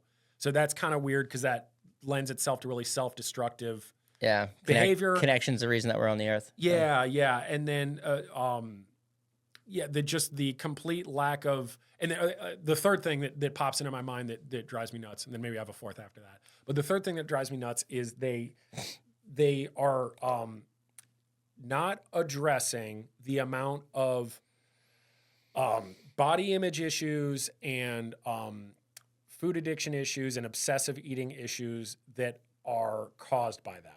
Because bodybuilding and getting ready for a show is sort of like eating disorder light. And a lot of people from a lot of what is preached in that world are developing very serious eating disorders. It's a thing that doesn't get talked about that much. Last thing maybe on my bodybuilding rant is I'm not a fan of trainers getting into bodybuilding shows because it makes it hard for them to relate to regular people because the goal is so unique. And then the process to get ready for a show is hyper disciplined, like I said, in a way that I appreciate and respect. But like, I think if you're going to be a personal trainer, you got to keep your feet on the ground in terms of like, what are your actual clients going through? And in my case, like if my clients are 40 plus, 50 plus regular people that are focused on strength and longevity, their trials and tribulations are different than, the trials and tribulations of getting ready for a bodybuilding show. And it's hard to like stay patient and be a good listener with that client if I'm hyper disciplined, obsessively eating, super locked in on this thing. So I think it hampers the ability to actually be the best personal trainer you could be if you get too into the bodybuilding thing. Yeah, it's about you. It's about, if you know, a personal trainer, you're a guy who's in shape, but you're helping other people. And There's certainly an ego aspect of it too, where it's like there's an aspect of wanting to be up on the stage in your underwear that is admirable, and then there's an aspect of it that it's like, yeah, clearly you like attention. Yeah, right. Yeah, Right. you know, Yeah, like, exactly. And I wouldn't bother me. You know, I'll go up there with those guys that are all shredded up, and I don't even wear underwear. I'll go up there buck naked. Just you know, flex bring harder. It. You just flex harder. Yeah, bring Just it. flex harder until you see if it works. Yeah, exactly. No, man, it is. I've always just, I don't see a body like that and I don't have attraction to females that look like that, and I don't have like an attraction to guys that look like that. Like they're just too, I do appreciate the discipline that it took for them to get there, but I'm like, whoa, I would never want my body to look like that. Yeah, the super juiced up thing is not a good look for me. I don't think it's a good look for people. Like the supernatural. Really for anyone, right? Yeah, exactly. Yeah. For anyone. I think, fit, muscular, all that stuff is cool. Yeah, I feel the same way. Like, I'm glad, like I said, I got a little bit bigger. My muscles, I got, this spring, my muscles definitely got bigger, and I was filling out my shirts more, and, could see my biceps more. It's like, oh, this is good. I like this. This is a good, this is a good thing, and it makes me feel healthy. But when you're like completely juiced up and your biceps are fucking 50 inches and people are destroying their health in pursuit of an aesthetic that is increasingly like dysmorphic from reality. Right. Like those big guys feel small. They're almost like the dude steroid juiced up version of an anorexic person that still thinks that they need to lose weight. Right. And in both cases, they are wrecking their health, in a way that gets hard to endorse. When it gets to a certain extreme, there's a non-extreme way to do bodybuilding and all that stuff. But the industry is just leaning more to the extreme applications of it, and that's problematic. Mm-hmm. What about because there's a lot of hormone stuff going on, and there's you probably have a lot clients that share this stuff with you and that are on it, and like with hormone replacement, testosterone replacement therapy. What do you think about that? Yeah, I think that probably anybody born after the year 1980 will probably eventually need to, any male born after 1980 will probably need to consider TRT at some point, because we've been exposed to so much pollution and microplastics and crummy food, and like we're exposed to so much garbage just in the environment that even if you're eating pretty well, you're gonna be exposed to enough endocrine disruptors that I think probably at some point virtually anybody born after 1980 is gonna need to consider it. That said, I think it's being prescribed too often at too high of a prescription level, too early. So I think for guys, it's like, because here's the thing, once you're on TRT, you're on it for life. Mm-hmm. So the later you can push that date, like my goal is like, hey, can I make it to like 50 without needing it? And part of that is, hey, do all the things that you can to not have your testosterone reduced ahead of time. Like, so do everything besides that first and see how that goes. So like lift weights, eat well, control alcohol, try to get some sleep. A little tough right now. Yeah. And that's also part of where people get on it a little too soon, where it's like, probably if you wait until your second kid is 3 months old and then go get your tested, it's going to be lower. Right. And it's because you're not sleeping. Yeah, exactly. I guarantee you it's suppressed right now for me because I'm chronically not sleeping. So if I take that little snapshot in time and then I'm like, oh, it must be low all the time, and then get on it, that's an issue where like maybe I didn't actually need to, maybe I needed to focus on sleep for something else, right? And then, so I think it gets prescribed too early, and then you're on it for the rest of your life. Mm-hmm. And if you're not done having kids, there can be some issues with like it can make it harder to conceive or whatever. So too early is one issue. The other issue that I see going on with it is guys are, it's sort of like this front for like, there's a lot of people that just want to be on the sauce, but they don't want to admit it. So meaning like they're getting hormones replaced to supernatural levels. So now, and it like blurs the line between, okay, like what's technically steroids versus hormone replacement therapy? Because if you're replacing them to get back to some reasonable level of health, that's one thing. If you're going up to supernatural levels, that's a different thing. And it's a discussion. There's like a debate about like what's natural versus supernatural or whatever. Like there's certainly like room for discussion there, but that's not being talked about. And I'll tell you another thing that's not being talked about is there are a lot of people that are prescribing themselves supernatural amounts of testosterone and then not telling anybody that they're doing that, and then giving diet and nutrition advice that is not including this really key factor. And this is part of a broader problem in the fitness industry that was on our little like list of stuff that I wanted to bring up. Like I hinted at it earlier when I talked about like me trying to like do what I say and what I preach or whatever. There is a real problem with fitness professionals saying one thing publicly and what they do privately, or how they conduct themselves privately, or how they talk about their own customers privately is very, very different. I'll give a couple of examples, but like one is, the guy that goes on TRT, gets a supernatural, is prescribed as, is getting up to supernatural amounts, and then is talking about his special whiz bang program that had him lose this % body fat in this amount of time, look how quick it works, and doesn't mention this entire thing. I mean, that's a chronic problem in bodybuilding where they don't there's a lot of advice that's being given without the context of like what possible performance enhancing drugs or TRT people might be on. That was always a thing in CrossFit that I think still the word almost hasn't gotten out on that. It's like you see all these people that got like super huge and super shredded in CrossFit in a really short period of time. It's like, if only there was like a drug that existed that made you recover really quickly from extremely aggressive workouts. And I wonder if you're not on that drug, if you get really beat up and broken down by those workouts instead of recovering from them and building muscle. Interesting. It's almost like if you take anabolic steroids, you can do way, way, way, way, way more training volume and actually recover from it.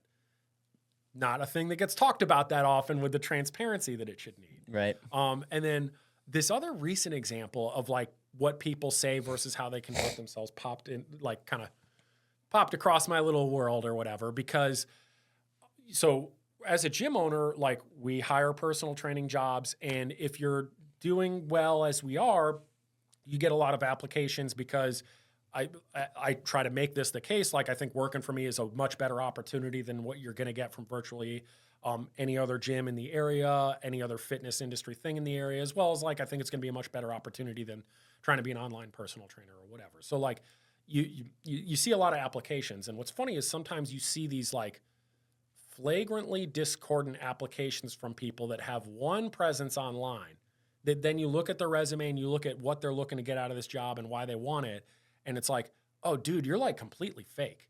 So specific examples, like there are influencers that go online and tell you, oh, you don't need a gym. You don't need gym equipment. You can just do everything like with body weight. And they usually are flaunting a physique that is the result of both a gym and performance-enhancing drugs. So they're kind of lying. It's sort of like the equivalent of like if I went on Instagram and I filmed a video where I show me putting some windshield wiper fluid in my car. And I say, see, you don't need a garage and you don't need mechanics. You can maintain your car just with normal blue liquid like this. Meanwhile, I've been taking my car to a shop. And I'm not telling you that. So you're doing one thing and you're saying another. And the reason I like found out about this person is a buddy of mine that owns a gym in Texas. They applied to his gym, and on the top of his resume, he says, I'm a body weight training influencer and online, and I believe that you don't need a gym to get in great shape. And it's like, okay, but why are you applying to a gym then? And I'm all like, I'm going to put this out there. Like, this is the problem with body weight. Or I talk too much shit, let me actually try to be like helpful. The problem with that thesis of like, hey, you don't need a gym, you can just do body weight stuff. Body weight stuff can be a part of the mix, but it's inherently limited in movement patterns. You're not going to be able to hit all the fundamental movement patterns with only body weight. And then your body weight is often not exactly the right weight you should be lifting. So if you're a beginner, can you do a pull-up? Because most beginners can't. Yeah, I just got my first pull-up. Yeah. So body weight is now right about perfect for you for 1 to 2 reps. Yeah. Right? Yeah. But it's still too heavy if you needed to do 10 reps. Right. And and it's soon to be like too light for a 1 rep max. Well, right. Right. And like the body, it's like I can do 50 push-ups. I can, Exactly, yeah. so it's So, like it's just different. You're working different muscle Depending groups. on your body and your level of experience, that body is either much too heavy or much too light, and there's usually a very limited window where it's just right. So depending on your strength and your weight and your strength relative to your weight. But the other thing is, like, again, going back to the pull-up thing, do a pull-up without a pull-up bar. It's kind of hard. Like do a pull-up with only your body weight, like with no equipment. Yeah, it's not happening. Can't do it. Yeah, So you can't do okay, it. so that's a whole fundamental movement pattern that you can't do. And body weight stuff is a lot more biased towards like pushing type movements because it's much easier to do a push-up and variations of a push-up than it is to do pulling type movements. So it has some you're missing out on a lot of really key exercises. And then the biggest thing you're missing out on is the ability to modulate load. And those are actually so important to getting stronger over time that let me tell you how important it is to me that you're able to do that. Between paying for rent in my facilities, buying the equipment that's in my facilities, and then, fitting up the facility, like, build out, remodel, all that stuff.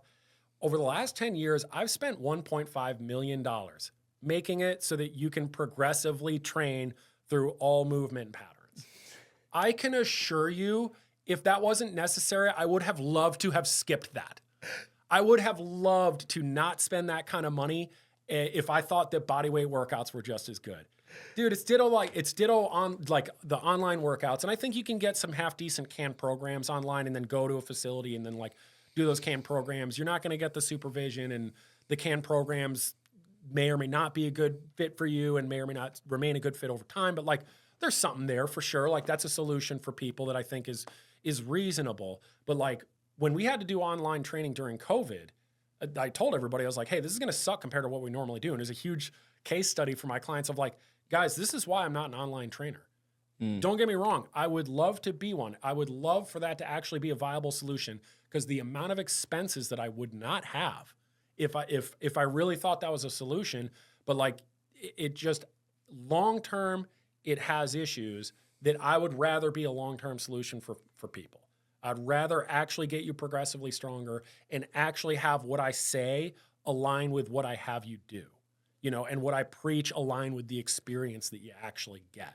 Unfortunately, it requires a lot of expensive equipment, as well as a lot of expertise that takes time and also money to develop. Hence, I pay for my whole team to go to a seminar to learn technical stuff. It just comes with the territory. And the people promising you that you can like cut that corner, they're selling you a bill of goods, and most of them aren't even scratching by enough money to live, which is why they got to apply for a job at my buddy's gym. The place that's not necessary. Dude, it is really funny because like I'll sometimes be on social media and I will see somebody who is preaching that, right? Like they're just doing squats and they're like, oh, I get this body. It's all I do is squats. All I do is body weight squats. It's all I do. It's the only thing I do. This person has like a 10 pack. They are, their muscles, they are, and it's like that. There's no way that person, like, I don't think, because they're older too, they're not even young. Like maybe a young person could reach that level on just, being young, but like you're jacked up. There's no way you're not, one, spending time in a gym, and two, using performance enhancing drugs. Yep. So it's like, just to sell that to people, it's like, that's very insidious and shitty. No, they're selling a bill of goods, and it's because, again, it's a lot easier to start an online training business, and it's a lot easier to service that. Here's another like gap in the industry that like I've witnessed countless times, especially when I go to like professional seminars that are more like a little more business oriented than technical oriented. It is very funny to see the people that talk differently about their business and about their customers when their customers are not around versus when their customers are around. Because what's funny is like, so Ryan and I are talking constantly. I mean, really me and the whole staff, but Ryan and I in particular. And I could describe 90% of the conversations. 10% is like, let's train this process and let's review this thing or whatever. The other 90% of discussions, like me and the staff, is some variation of like, how could we do better for somebody? We're usually talking about it like sometimes it's a specific client where we're like, you know, hey, I feel like they're getting okay results, but I feel like we're not getting them where where they want to go quickly enough. Like, what could we do? Like, what could we troubleshoot? Like, and then more broadly, when we're looking at like our processes and how we train and how we program and how we coach people, we are constantly talking about like, what's a better way to have somebody have a better experience here? You know, where are we losing people? Anytime somebody cancels, we're like, where are we losing people? So we are constantly having that discussion in a way that I could put a camera on me like a cop, and 24/7, I would be 100% comfortable with any one of my customers listening to anything I have to say about the business. You know, or if I go to a business seminar and I talk about the business and it's, again, more of a business-centric conversation, it's less customer-facing, have no problem anybody hearing what I have to say because it's in alignment with what I tell them. Yeah. Right? So there aren't really any like secrets or whatever. Dude, the amount of times I've gone to a conference and listened to people's conversation shift into a direction where they would never talk about this in this manner in front of their customers. They're bragging about how many people they have paying so much, but how few of them come in. If we're talking about a commercial gym owner, they love talking about all the money they make without actually earning it. Or I've talked to lots of, you know, it's happened on more than one occasion. You know, I talked to like a large group-based guy that they love bragging about, again, how many people they have on their rolls and how, like, essentially how little they can pay their staff to service that because they can pack 1 million people in a room. So they love talking about the margin on that. Online people love talking about, I get to collect this much money from this client and it only takes 1 hour work a month. It's like, so you're just bragging about only working for a person an hour a month and charging them hundreds of dollars to promise to change their life, and then you give them an hour of your time a month. And you're bragging about that. And again, like, I can't help but think like, man, We all know how important strength training is for long-term health, but it can be hard to know where to start. I was in the same spot a year ago. You want to make sure you're doing exercises right, avoiding injury, and getting results, but it's easy to feel lost without a plan. That's when I found On Target Fitness. At On Target, you get a custom strength program, personalized attention in a small group setting, and the nutrition coaching you need for real lasting change. And the year I've been working out there, I've gotten stronger, more mobile, and more confident. My form has improved, and even something as simple as walking feels better. The group energy keeps me motivated, and every workout is fun. On Target just opened a new location in Kingston. Now you've got even more options to experience their amazing approach. If you're ready for lasting change, head to www.ontargetfit.com and schedule your session today. I guess this is why I've been in business 10 years and a lot of other people are here today and gone tomorrow, because that's such a short-sighted way to think. Mm-hmm. I also like, what kind of life do you want to have where you basically think all your customers are dumbasses? Yeah, and you're just manipulating. You're You just spend your whole life manipulating servicing people. people that you manipulated that you think you get to because you think you're smarter than them. And here's another. Sounds pretty narcissistic to me. Well, dude, here's a little nugget for the fitness professionals out there that might be listening. You are literally not smarter than them. Fitness professionals are some of the dumbest people I've ever met. Like, I'm sorry. So they're also some of the smartest, but like every industry has people that like pull scummy stuff. Yeah. What I've noticed across the board in the fitness industry is people that pull scummy stuff. It's a 20 IQ points lower short-sighted decision. It's like, man, you're not even good at being bad. Like, Yeah. you didn't even think this through enough because like it's just crazy. But I just think it's a better way. Like, you're just better off being genuine, and it is harder right now because you know I'm not gonna spend 8 hours on social media. I don't have the time for it. I don't have the inclination for it. So no, my presence is probably going to be a little different on there than somebody that has 8 hours to spend. But oh, by the way, discerning public when you're looking about who to follow. If you see somebody that has an extremely robust social media presence and all the videos are them, they don't have any customers because they have all the time in the world to screw around on their phone, and they are only taking videos of themselves because they don't have any customers. Okay? So there is kind of a bona fide that comes from somebody running a brick and mortar place. It's like, I have customers, otherwise I don't exist. I don't have a business if I don't have customers. Like, I'm not paying the rent I'm paying if I don't have customers. I'm not servicing the debt required to like set up this facility. I'm not paying this whole staff if I don't have customers. Mm-hmm. You know, so like there is something that comes from like, hey, is their presence mostly pictures and videos of them, or is it pictures and videos of their customers? Yeah, I don't know, dude. I couldn't, and maybe some people would be okay with it, and like I couldn't follow, and I'd struggle with something like that, like an online program, something like that, where someone's kind of. I mean, it's kind of. I talked about it with Ryan, and it's that when I used to go to the gym when I was a kid, and there's a guy who's just always at the gym, always there, willing to spot anybody, willing to help you with form, willing to talk to you, chatting everyone up, bringing the good energy. The gym guy, like that is such a necessary thing. And then like like that is, you've taken that, and you've like the people who used to be like that, who are interested in lifting, that's why they were hanging out in the gym all the time, that has now become a job, and it's called personal training. And there's a business around it, and the camaraderie that you get from it, the learning that comes from it, it's like, I don't know, dude. I wouldn't. The online stuff to me is just not.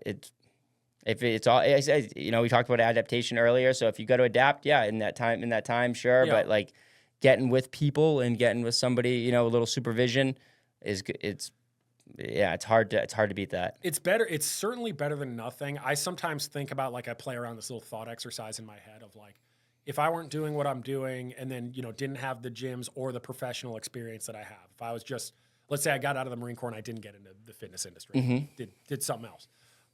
Like, what would I do for my own fitness? Because I'm admittedly like not a gym rat. I'm just a guy that likes to be in decent shape. But like, what would I do? And probably I would have some kind of makeshift home gym that did have some stuff in it. And probably I would pay for like a CAN program, and it would probably be half as good as what I'm doing now. Like, I'd probably live a little more in the sticks, honestly, is what I envision in this weird little like thought exercise of mine. Meaning maybe I don't even have access to a commercial gym, but that, that's probably what I would do. And I bet I would not have been able to stay on track the way I have with the second kid.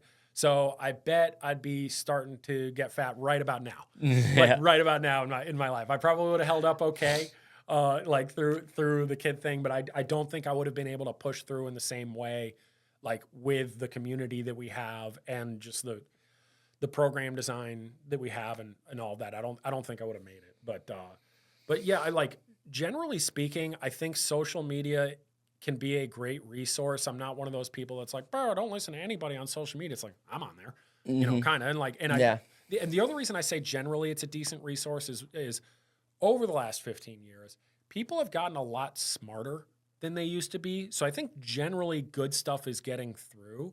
But I think where people get confused about stuff and where it gets challenging to figure out, like, okay, what's the true story here, or what's actually true on social media, is you're also like shifting gears to like when people talk about nutrition, you're really incentivized to be divisive and polarizing. And a lot of people seem to be really incentivized to like shadow box straw man arguments. So they're dunking on things but nobody's actually ever said that thing. So like more recently, I noticed it's actually really weird. It was almost like what you see more in the political side of social media. When you see like all of the right wing or all of the left wing influencers all say kind of the same thing, like all at once. And you can kind of tell, you're like, oh, like obviously a talking point went out because they're all saying like almost word for word the same thing. It's not just that they all agree, so they're coming to the same conclusion. It's that they're like clearly a talking point came out. I started noticing a weird thing where there are some nutrition influencers where it's kind of the same dynamic started happening, whereas like what I noticed is one day, like these three different people that all think similarly, they all were engaging in the same straw man about seed oils, where it was essentially like their straw man was like, you can get rid of seed oil. Like, people think that if you get rid of seed oils, that's suddenly going to all this, fix everything about this country's health issues, and that's not true. And because this, that, and the other, and I'm the evidence-based guy, I trust the science, blah, blah, blah. Like, they very much are positioning themselves as like, I'm doing the evidence, and people that say that seed oils will solve all the problems don't have any evidence to support that. And I'm like, right, but like, since you like sources so much, why don't you cite the source of somebody who said that getting rid of seed oils would solve all the problems? Because I don't think anybody actually said that. I think there are some people that view seed oils as problematic, And, maybe they are, maybe they aren't, but nobody says that you get rid of seed oils and all the problems go away. Yeah, no one's saying So that. why are you shadowboxing a thing that doesn't exist? It's just silly. Mm-hmm. Like, it's just like, but generally speaking, like, I think most of the people that I talk to have a reasonable idea of what they need to do nutritionally. They need some encouragement and guidance in how to actually execute that consistently, but they generally kind of know what to do. So for the most part, I think most of the information that's out there is probably on average helpful, but you just have to be a little skeptical. And the other weird dynamic, I texted you about it, that I noticed just like, there was Before like you start, was it Lane? Was it Lane Norton who's saying the shit about the seed oils? He's always saying... he was one of the ones who was talking about He's the always seed saying oils. that. He's always like, seed oils are fine. They're great. Well, and it's like, there's not actually much out there that we some of the research says that it's fine, but some of it says that it's not fine. And like, he just goes in one direction with it. The people that seem to just say it's fine, and I'm not going to say that people that demonize seed oils don't overstep, because again, being polarizing is what gets the most attention. Mm-hmm. So I'm not going to say that, but no one's saying get rid of them and all the problems are solved. But so there are some people that maybe excessively demonize it. But what I find interesting is the people that don't think that seed oils should be demonized, they disagree. They don't, in a detailed way, they don't really refute anything. Yeah, they never refute anything. Yeah, well, because I think my understanding of people's concern with seed oils is that it has a high omega-6 to omega-3 ratio, which is inflammatory, and that the high levels of heat and high levels of chemicals that have to get used in the processing of making that seed oils oxidizes it, which causes further oxidative stress when you eat it. And then maybe there are, not all those chemicals get washed out in the process. So now you've got synthetic chemicals mixed in with the oil. And then I think lastly, some suppose, although I'm not familiar with the evidence as to why, that snack food that is made with seed oils is has less satiety when you eat it, so you're more prone to overeating it. Now that last point, I really don't know if you took like the tallow chips versus the not tallow chips, if we both ate them, if we would find one more satisfying than the other. I really don't know about that. But I have not seen people meaningfully engage with the omega-6 to omega-3 ratio aspect of it, which I don't understand, because that seems like could be knowable or whatever. But like they're not engaging in good faith with that conversation. A bunch of people on there, which is annoying. But then more recently, what I was texting you about is like all of a sudden this protein debate is back in the front and center. And dude, another thing that's kind of funny about being 15 years in this is the things that I see come and go away and then show back up again like they're brand new. And I only took a cursory glance at this, what appeared to be a flowering spat on social media. And it didn't appear that there's any new evidence that has come out. It's just like a debate that's restarting for some reason. It's like, how much protein should you get? And there's a couple ways to like answer that question. I don't think any of them require getting that angry. So I don't understand like again, the temperature that people are bringing themselves to on this issue. Some people think that some people are saying, and I'll start with who I tend to side more with, that having about 1 gram of protein per pound of body weight per kilogram of body weight is a good rule of thumb. Some people actually do say one gram per pound, but I think the more common is like 1 gram per kilogram. Yep. Because 1 per pound is almost almost twice as much. Yeah. So let's stick with the less edgy take of 1 gram per kilogram, which is less than the recommended daily allowance. It's almost twice what the recommended daily allowance is. But their supposition is that, and I tend to agree with them, and there tends to be a fair amount of evidence that backs this up, but I'll get beyond scientific papers in a second. I tend to agree with them.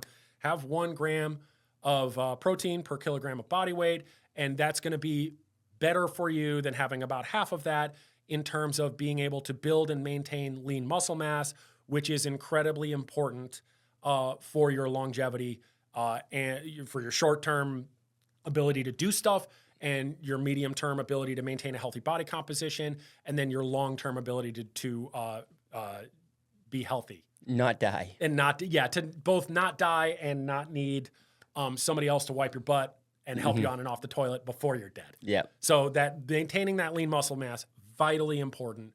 More protein than the RDA is helpful to do that. Tend to agree with that. But now you have other people that are like, no, actually the RDA, and they tend to be in some way of the vegan persuasion. Now all of a sudden they're like re-arguing like, no, you actually need much less protein, which was always a bait and switch because forever the vegans were like, no, you can get plenty of protein from a vegan diet, and then they finally like lost that argument. And now they're like, actually, you don't need as much. So it's kind of a moving of the goalposts in that debate. But now they're saying, no, the RDA is actually a limit, and it's actually harmful. You can do kidney damage if you have too much protein.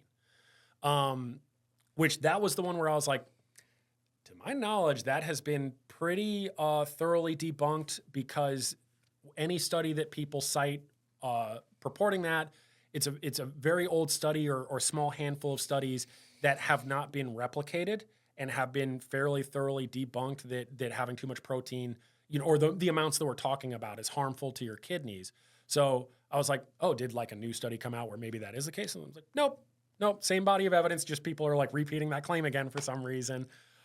So I would not, even though this topic is getting hot again, I wouldn't get, if you're just a person trying to figure out what the heck to do, don't freak out too much or get too in the fray with it. Don't worry about the PubMed warriors that are going to cite studies back and forth to each other. Here's the reality of being a PubMed warrior when it comes specifically to the topic of nutrition. A lot of the field of nutrition science are nutrition recall studies, meaning, hey, Steve, I'm going to give you a survey that's a recollection of what you've eaten over the last year. And then I'm going to put a bunch of people's recollections on a graph and pretend that I'm not just graphing a bunch of people's probably completely inaccurate memory. Because I don't know about you, but I can't remember what the hell I ate last week. Yeah, yesterday. And here's the other funny thing about that memory. I bet I'm going to have a harder time remembering the bullshit that I ate. Yeah, exactly. So right. Yeah. I think I'm going to remember my nutrition. Yeah, recall bias. Probably a little bit better than what it actually is. So here's another issue that people don't talk about with nutrition science. Many, like a vast majority of the studies exclude women from the study subjects in order to remove the variable of monthly hormonal swings that females have. So this field of study is reliant heavily on memories and excludes half the population. So the people that are being extremely dogmatic about like, oh, if you say or do anything that's not shown in air quotes, the science, it's like that is one thing to say if we're talking about like medications or some other field of scientific study. It's kind of wild to have that take of you should only ever think what is chapter and verse published somewhere on PubMed of a field that is reliant on graphing opinions and memories. It's for wild. Half the population. That's wild. And it's not to say that we can't know things from nutrition science and that studying nutrition is not Sure. helpful. It is, but just understand it's much younger and it's much more limited in its scope and in its ability to tie anything down with certainty. Right. So why people are acting like they know things for certain is beyond me. But getting beyond studies that may or may not reflect the person that you're talking to, this is how I figure out if clients are getting enough protein. And I think this is a much simpler, more logical way to do stuff. We do a thing called an in-body scan that measures your body composition in a very detailed, very accurate way. And then we do rescans every 90 days. So here's how I answer the question of if somebody's getting enough protein at their 90-day check-in. Are you getting measurably stronger, which we measure in our process, like we track and measure every rep and every set that you do. Yep. So we're tracking that. So we've got data on that by at least your first 90-day check, and we've got data. So are you getting measurably stronger, which we track? Are you building or at least maintaining muscle, depending on your goal? If you have a major weight loss goal, we at least just want to maintain the muscle. Or are you building muscle? So are you getting stronger? Are you building muscle? And then, hey, over the last 90 days, have you been like out of control starving? Yes, no? And then how's your daily energy been over the last 90 days? And those last two kind of, gauge like, are you actually recovering from these workouts? So are you getting stronger? Are you building muscle? And are you recovering well from these workouts? If you are doing those things and you're not starving the whole time you're doing it, congratulations, you are getting sufficient protein. Okay, so we don't have to have this academic debate where this study at Columbia says this. Yeah, well, this study at Stanford says that. We don't need to do that. We can just figure out like what's working for you as the individual. And I think that that's a much simpler way of doing stuff. And then, oh, by the way, this was a recent scenario. This is how we handle it if it seems like somebody's not getting enough protein. Just make things really, really simple. It was somebody that doesn't have a lot of weight to lose. So, really, if anything, it's like, okay, lose 5 or 10 pounds of fat and gain 5 or 10 pounds of muscle type of person, like a body comp swap type of person, someone who wants to tone. And we did her in-body scan, and she had lost some muscle, which we didn't want, and lost a little bit of fat. So I think her body fat percentage went down a little bit, but we wanted to address the loss of muscle. And so it was an obvious sign, like she was getting a little bit stronger, but not as stronger as she would if she were building muscle. It's like, okay, clearly we're not getting enough protein. So what is enough protein? Blah, blah, blah. Here's a simpler way to do it. Hey, what's breakfast look like? What's lunch look like? What's dinner look like? And then she told me, and here's what it looked like for her. So she gets up at 6 a.m. and she doesn't work out until 11, and she basically doesn't really like to eat breakfast. And so essentially wasn't eating anything until right before her workout. And then what she was eating right before her workout was like, some oatmeal and some other stuff, but didn't really have a lot of protein in it. So just a little bit of protein. And then lunch was okay. Dinner was okay. So first I get a sense of like, okay, what's reality right now? Like, what's your physical reality on the in-body scan? And then what's the reality of what you're eating? And then from there, it's like, hey, how do you feel about certain foods? Like, how do you feel about cottage cheese? How do you feel about eggs? She's like, I don't love eggs. I grew up on a chicken farm. And I was like, okay, say no more. I got you. Like, I'm not going to make you eat a bunch of eggs. But like, how do you feel about eggs? How do you feel about cottage cheese? How do you feel about yogurt? How do you feel about this and that? So I kind of get a sense of like, what seems palatable and doable to do. And then I say like, hey, how about you try this? When you get up at 6 a.m., can you try having as much, Greek yogurt as you can stomach? So probably a small amount, but just try to get something, even if it's a couple of bites, something when you first wake up. Because her breakfast wasn't really her breakfast. It was happening so much later. And it was really what she was eating before her workout was actually perfect as a pre-workout meal. Because you actually don't want a bunch of fat and a bunch of protein. Like, you kind of want it to be a little more simple carbohydrate, easy to digest and use during the workout, right? So her breakfast was a bad breakfast because it was happening 4 hours later than it should, and because it wasn't really breakfast. So it's like, okay, can you try to get some yogurt first thing in the morning? Then keep that pre-workout meal exactly the same. That's fine. Then have a post-workout protein shake. Then keep lunch exactly the same. That's fine. And then at dinner, that dinner that you're having that you described, that's like the chicken with salad, all that stuff, can you try to have like 1.5 times what you would normally have of the chicken? So take your normal serving of chicken, 1.5x it. And so don't double it, just like 1.5x it. So give that a shot. Is that doable? And is that doable has to be a really important part of the conversation, doesn't it? Because otherwise we're just theorizing. Right? 100%. Like a big part of like our gig, I feel like, is like, let's get out of the theory. It's buy-in. And like, let's make sure it's something that you can actually do. Yeah, can you do this, right? It's also, I think the other important part of that, the conversational aspect of it, where it's like, hey, what does stuff look like right now? Is, God, isn't it so annoying when somebody gives you advice you're already fucking doing? Yeah. Because they didn't even take the time to figure out if you're already doing that. Yeah. So solving a problem you don't need solved. 100%. And then I also think it's annoying if somebody gives you advice that has not been optimized to your reality in terms of like, hey, what's the biggest payoff for the least amount of effort? That's constantly what I'm looking for with like when we're tweaking stuff for a client, whether it's how they do nutrition or how they're working out or whatever. It's like, what is the least effortful way to have the biggest impact? And in her case, it's like a little yogurt when she first wakes up, a post-workout protein shake, and then 1.5xing the portion of chicken that she, eats in the evening. And that's a 30 to 50 gram per day of protein swing in her favor to the positive. And no, that's not an amount that's going to make her kidneys fail or damage them in any way. That's a reasonable way to do that. So that's how we do that. I don't know why the protein fight got heated recently that I just sort of saw in my Instagram feed.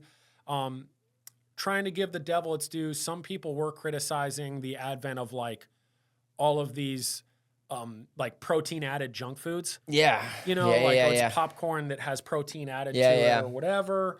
And, you've got a fraction of a point there where I think, generally speaking, most of us eat too much stuff that came in a box or a bag that got filled in a factory that is owned by a cigarette company. Right. I get your And that's- protein from Whole Foods. Yeah. So like you're better off getting your protein from Whole Foods. Do I think every once in a while, if you grab the protein Pop-Tart at the grocery store because you're hungry at the grocery store, which is always dangerous, do I think if every once in a while you grab the protein Pop-Tart, do I think that's a slightly better choice than grabbing the regular Pop-Tart because you're hungry at the grocery store? Yeah, it's a slightly better choice. Do I think that the protein Pop-Tart should be anything more than also a treat? No, I think it should still probably be a treat. But again, going back to the shadow boxing, I don't think anybody's saying, "Oh, I had protein popcorn, so I'm healthy now," or something. Yeah, right. Like the fountain of youth is the protein popcorn. Right. The thing is, those they do, it can be nefarious in that, like, somebody thinks that they're being wicked healthy because they're smashing the Kodiak cakes, you know? Yes, Like, and it's yeah. like, oh, yeah, sure, that's good. And it's better, that's probably better than the, whatever the other brand of waffle, the Eggo waffle brand, it's better to have this Kodiak brand that has some whatever questionable ingredients, but it has maybe some protein in it. So maybe that's going to be good for you. Totally. Yeah. And I mean, that's the other reason I emphasize Whole Foods so much in our like meal plan, such as it is the Eat Real Food meal plan, real earth shattering. This is what I mean when I say most people kind of know what to do. They're not like, oh my God, Alec, I never thought of that, to have meat, fish, eggs, fruits, vegetables as my primary staples of what I eat, and that would help me maintain a healthy weight. You're a genius. It's like, no, but like how you actually make that happen They need the is support. really where we shine. Yeah, you need because you need to figure out how to make that actually work in your day, because the conversation with that client was radically different than the conversation, similar conversation I had with a different client that has a job where she's on the road all day driving to different places. That's the toughest one. That is the so toughest we have one. to fit that second person needed to figure out different solutions, even though what both of them were trying to do is very similar. So like some of the tactics are different, even if the strategy is the same. But part of the reason I emphasize the Whole Foods so much is exactly to your point. It's harder to lie about like an apple, but it's a lot easier to lie about a thing that comes in a box or a bag where, their marketing is obviously very sophisticated in triggering trust. That's really what's happening when they market it as healthy. They're figuring out a trust trigger, and there are so many, games that are played with that I just think generally you're better off focusing on whole foods and focusing on food quality. And when you focus on food quality, the quantity of things like protein and calories tends to take care of themselves. But focusing on specifically like high quality whole food, not like higher quality junk food. It might be higher quality, but still view it for what it is. Like that's a treat. That's not a staple. That doesn't need to be in your everyday. Yeah, I love that. And that's the thing, because like one thing that's also been like vilified is like because not everyone can. If you can afford organic vegetables and organic fruit, do it. But like, it's been vilified. Like, so to some people might even think like, oh, why would I even buy these vegetables if they're not organic? It's like, they're bad for me. It's like, that's what people think. They think that these vegetables aren't even good for me. And some of them, they're fucking caked in glyphosate and like, it's not great. And there's a lot of stuff going on, but it's like, it's still better to eat that banana or to eat that, that green than it is to go eat the Pop-Tart. For sure. Like for 1,000%. Well, and dude, I used to be a lot more dismissive of people's concerns about pesticides in a way that like I now am embarrassed by. It's called learning. But like, it's another thing sometimes the internet people should try. Learn. But anyways, like, so I used to be a little more dismissive about those concerns, and now I definitely feel them and like share them myself a lot more. I'm a fan of that Dirty Dozen and Clean 15 list. They slightly changed the name of it, but like if you search Dirty Dozen, it'll come up. It shows when they third party test the produce, what stuff actually has the most pesticide residue when conventionally farmed versus what stuff doesn't have a high pesticide residue when conventionally farmed. So you can kind of pick and choose, where is it more worth the money to pay for organic versus not organic. But yeah, I would also say if your diet is the standard American diet, which is currently 70 to 80% ultra processed foods. So if your diet is 70 or 80% stuff that comes in a box or a bag with a logo and maybe even a cartoon rabbit, like if it's 70% that stuff, I still think you are far better off eating meat, fish, eggs, fruits, vegetables, even if those are conventionally farmed things. I still think you're better off focusing on swapping those things out. Yeah, I don't think it. I know it. I'm positive of it, right? Yeah. Like I want to just like let people know that, like, hey, if you can't get to the organic food because it's too pricey and you don't have access to it or whatever, that's fine. You can cook regular conventionally farmed food. Yeah, can it be better? Sure, it can be better. We're working on that. Hopefully, we keep going. And like better yet, instead of even going to get that conventionally farmed food, if you actually pay attention to it and you look into your town and your local, not everywhere. I'm just talking to a buddy up in Millinocket, Maine. And he has to drive an hour just for meat, for any type of that. And he doesn't have any type of vegetables up there because the industry was mill, it wasn't farming.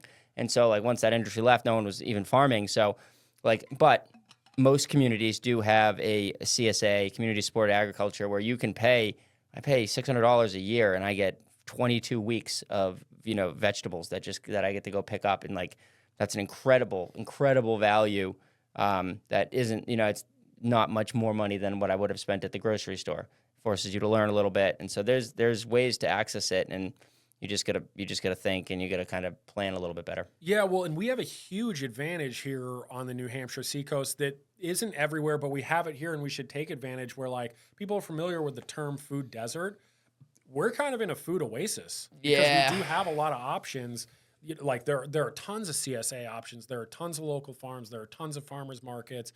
And then, what's funny, the Market Basket is sneaky because they actually have, so at Market Basket, their regular eggs are local cage-free eggs. Oh, that's great. Because for them, it's actually cheaper and it's more cost-effective for them to source the eggs locally than, I think at a big factory thing. Yeah. So it's kind of funny because I can go to Whole Foods and pay almost twice as much money for the same eggs that are in the regular egg cartons and Market Basket. Yeah. Because at least the one at Lee, it's local farms, cage-free eggs is where they get them. So like we're actually quite lucky. We just kind of need to take advantage of it and coming full circle back to that muscle that you have to develop even more, when you're a young parent of the, like, what's the next best thing I can do right now thing.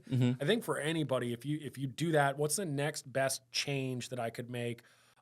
You're going to start to see those opportunities everywhere, and you're going to be on the road trip and you're going to be hungry and you're going to go into the gas station and you're going to see the package of 2 hard-boiled eggs. Yeah, right. I love it. You're going to actually see it. And that's going to be such a better choice than it's going to be a better choice than the protein Pop-Tart. It's going to be a way better choice than the regular Pop-Tart or any of the other bullshit that's there. And you're going to see it. And what's funny is most gas stations you go to have that. And most people don't even fucking see it because they're just like, oh, gas station, junk food. Oh, this is the best I can do. I'll just eat junk, whatever. I couldn't help it. Like they're kind of a victim in that circumstance instead of actually looking for the solution. And once you develop the looking for the solution muscle instead of looking for the excuse muscle, it's like, which one do you want?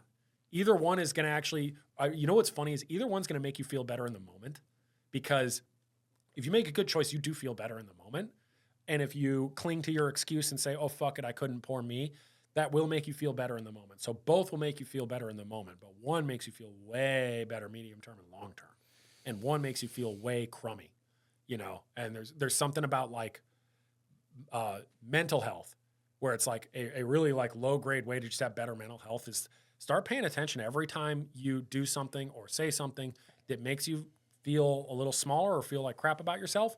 And start to question that, and then start to pay attention to every time you do something, no matter how small, that makes you feel better about yourself, and start to do more of that and rinse and repeat that after a year. You're a completely different fucking person.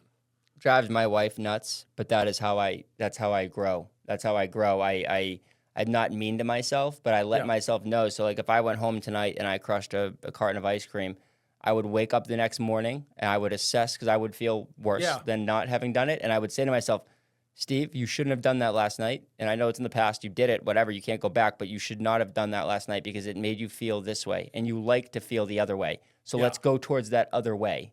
Dude, the language that's in my head every time I'm in that exact scenario is like, man, I got to stop doing that. So it's not even about the past. It's literally just like, what do I want to do going forward? It's like, I got to stop doing that. Mm-hmm. That's not working for me. It's not working for me. That. Yeah. And it's not like I've already let it go. Whatever I just did, and I'm just like, I'm already like making the plan looking forward. I love the Like, way you I gotta stop articulated doing that. Yeah, because Yeah. that's how I am too. I don't like whatever. It's over with. I already made the thing. I just need to not Yeah. do it anymore, and I need to get better. I need to do better than that and stop doing it. And Yeah, it's- because you do got to let it go. Like Yeah, right. That guilt really screws it's gonna make you people do up it the night. too. It's gonna make you do it the next night. Yeah, it's like ironically gonna make you do it, whereas it's like, man, I gotta stop doing that. I gotta do something different. Yeah, I don't feel bad about it. Like, hey, I Yeah. did it. I wanted to do it in that moment. Yeah. That version of Steve loved it. You know, Yeah, giddy yeah. up, sure, dude. But hey, I know that the version of Steve that I want to be, that I want to be the most, and that I want to cultivate, he doesn't like to do that to himself. Yeah. You know, especially maybe a couple times a year, you know that, but like not once a month or once a week. Like, no thanks. Yeah. I did like, and the thing you said too, I've had plenty of gas station eggs because I used to be that guy that didn't even see it, didn't even know it existed, and was just like, you said it great. Like you can either make the excuse or you learn how to adapt, and the adaptation just gets easier. And like when I travel, even if it's for a weekend, sometimes if it's even for a night, I don't leave my house without my smoothie machine, my smoothie maker, my protein, and some frozen fruit. And that requires me to throw a cooler together and to bring my stuff. But it's such an easy thing because I know that it's a part of my life now that I just do it. You know, I just do it. And that also, you know, sometimes that will also, if I'm going on a long drive, we know we're going to stop. I might even pack some stuff in the car because I know we're going to have to stop. And that's not always realistic. Yeah. But it's something that's just been learned that now I just do. I just do it. You know, I just bring that with me instead of like getting down to my 10-day vacation and being like, oh man, I forgot my smoothie machine. Guess I can't have smoothies. Guess I can't have the thing that jumpstarts my day every day with, a little bit of initial protein. Oh, I'll just have a croissant and maybe, this and that. And like, no, you bring it and you just juice it up and it's easy and it's a part of my day. It's really like the name of the game with travel is it's like, how far can I carry this positive momentum into the trip? Knowing there's going to be a dip and there's going to be some indulgences. Yes. Like, on that Banff trip, I feel like every night of it, and it was, it was with Marine Corps buddies, so I knew that this was going to happen. But I feel like every night of it, we progressively drank more. Yeah. And we, like, at some point, maybe second day, we went to the liquor store and found these, like, only available in Canada ranch waters that were the real ones with actual tequila, actual agave, actual soda water. And after a day of hiking, because this was like a hiking trip, those things were wildly refreshing. And we were just deleting them faster and faster each day that we were there on that trip. So I feel like the day started healthy. And then by the last couple of days of the trip, I was like, man, I've had like an unbelievable amount of drinks for me and burgers, 2 meals today, and like all the like I've done all of the things wrong. This vacation's got to come to an end. Like I need a vacation for the vacation. Get back out of this. Yeah, and then you get back from the vacation where you have to be vigilant for when you're a little off track is like, again, now you've switched that feel good button. So it's like, okay, for the week after, am I still indulging in the big fat burger and of course the fries? And I can have poutine fries. Yeah, and like that's an option. Okay, yeah. Like is that still my feel good button? And is the ranch water still? Unfortunately for me, they're not available in the States. I think I would have really been an inflection point in my life if they were. The ranch waters, dude. I love it. The ranch so waters. Good. It's they're awesome. so good, and I'm glad they're only up there. Yeah. Here in the States, it's hard to find like real canned ranch waters. They're always like seltzers that are flavored like that drink. And for some reason, it's not a hard drink to make. I don't want to make the actual drink version of it. I don't know why I'm lazy. I want to just have it be in a can. Right, a can for you. Just ready to go. It's perfect, though. When you go up there, it's good. It's there for you. Keep it up there. Yeah, so it's just like, okay, getting back and realizing that whole like, I'm kind of like pushing that feel-good button the wrong way for this carryover after the trip. And it's like, how long can you keep the good times going, the good things going during the trip, and then how quickly can you bring them back after the trip? That's just kind of the name of the game. Yeah, man. That's what I said. Like I said, yesterday I didn't work out. I got back from my vacation. I didn't work out yesterday, but then this morning, and I put it out there. I was just like, hey, I'm back. I'm back, getting back into on target, locking in this month, locking in, getting ready for that second baby, and I needed to save it. I even said it, I said on the Instagram because I wanted to hold myself accountable. I got to hold myself accountable here because you can just keep going. It's like my brain's like, oh, yeah, you can get a little bit more fried fish, a couple more French fries. You like that malt vinegar, giddy out. Yeah. So, yeah, man, I hear it, 100%.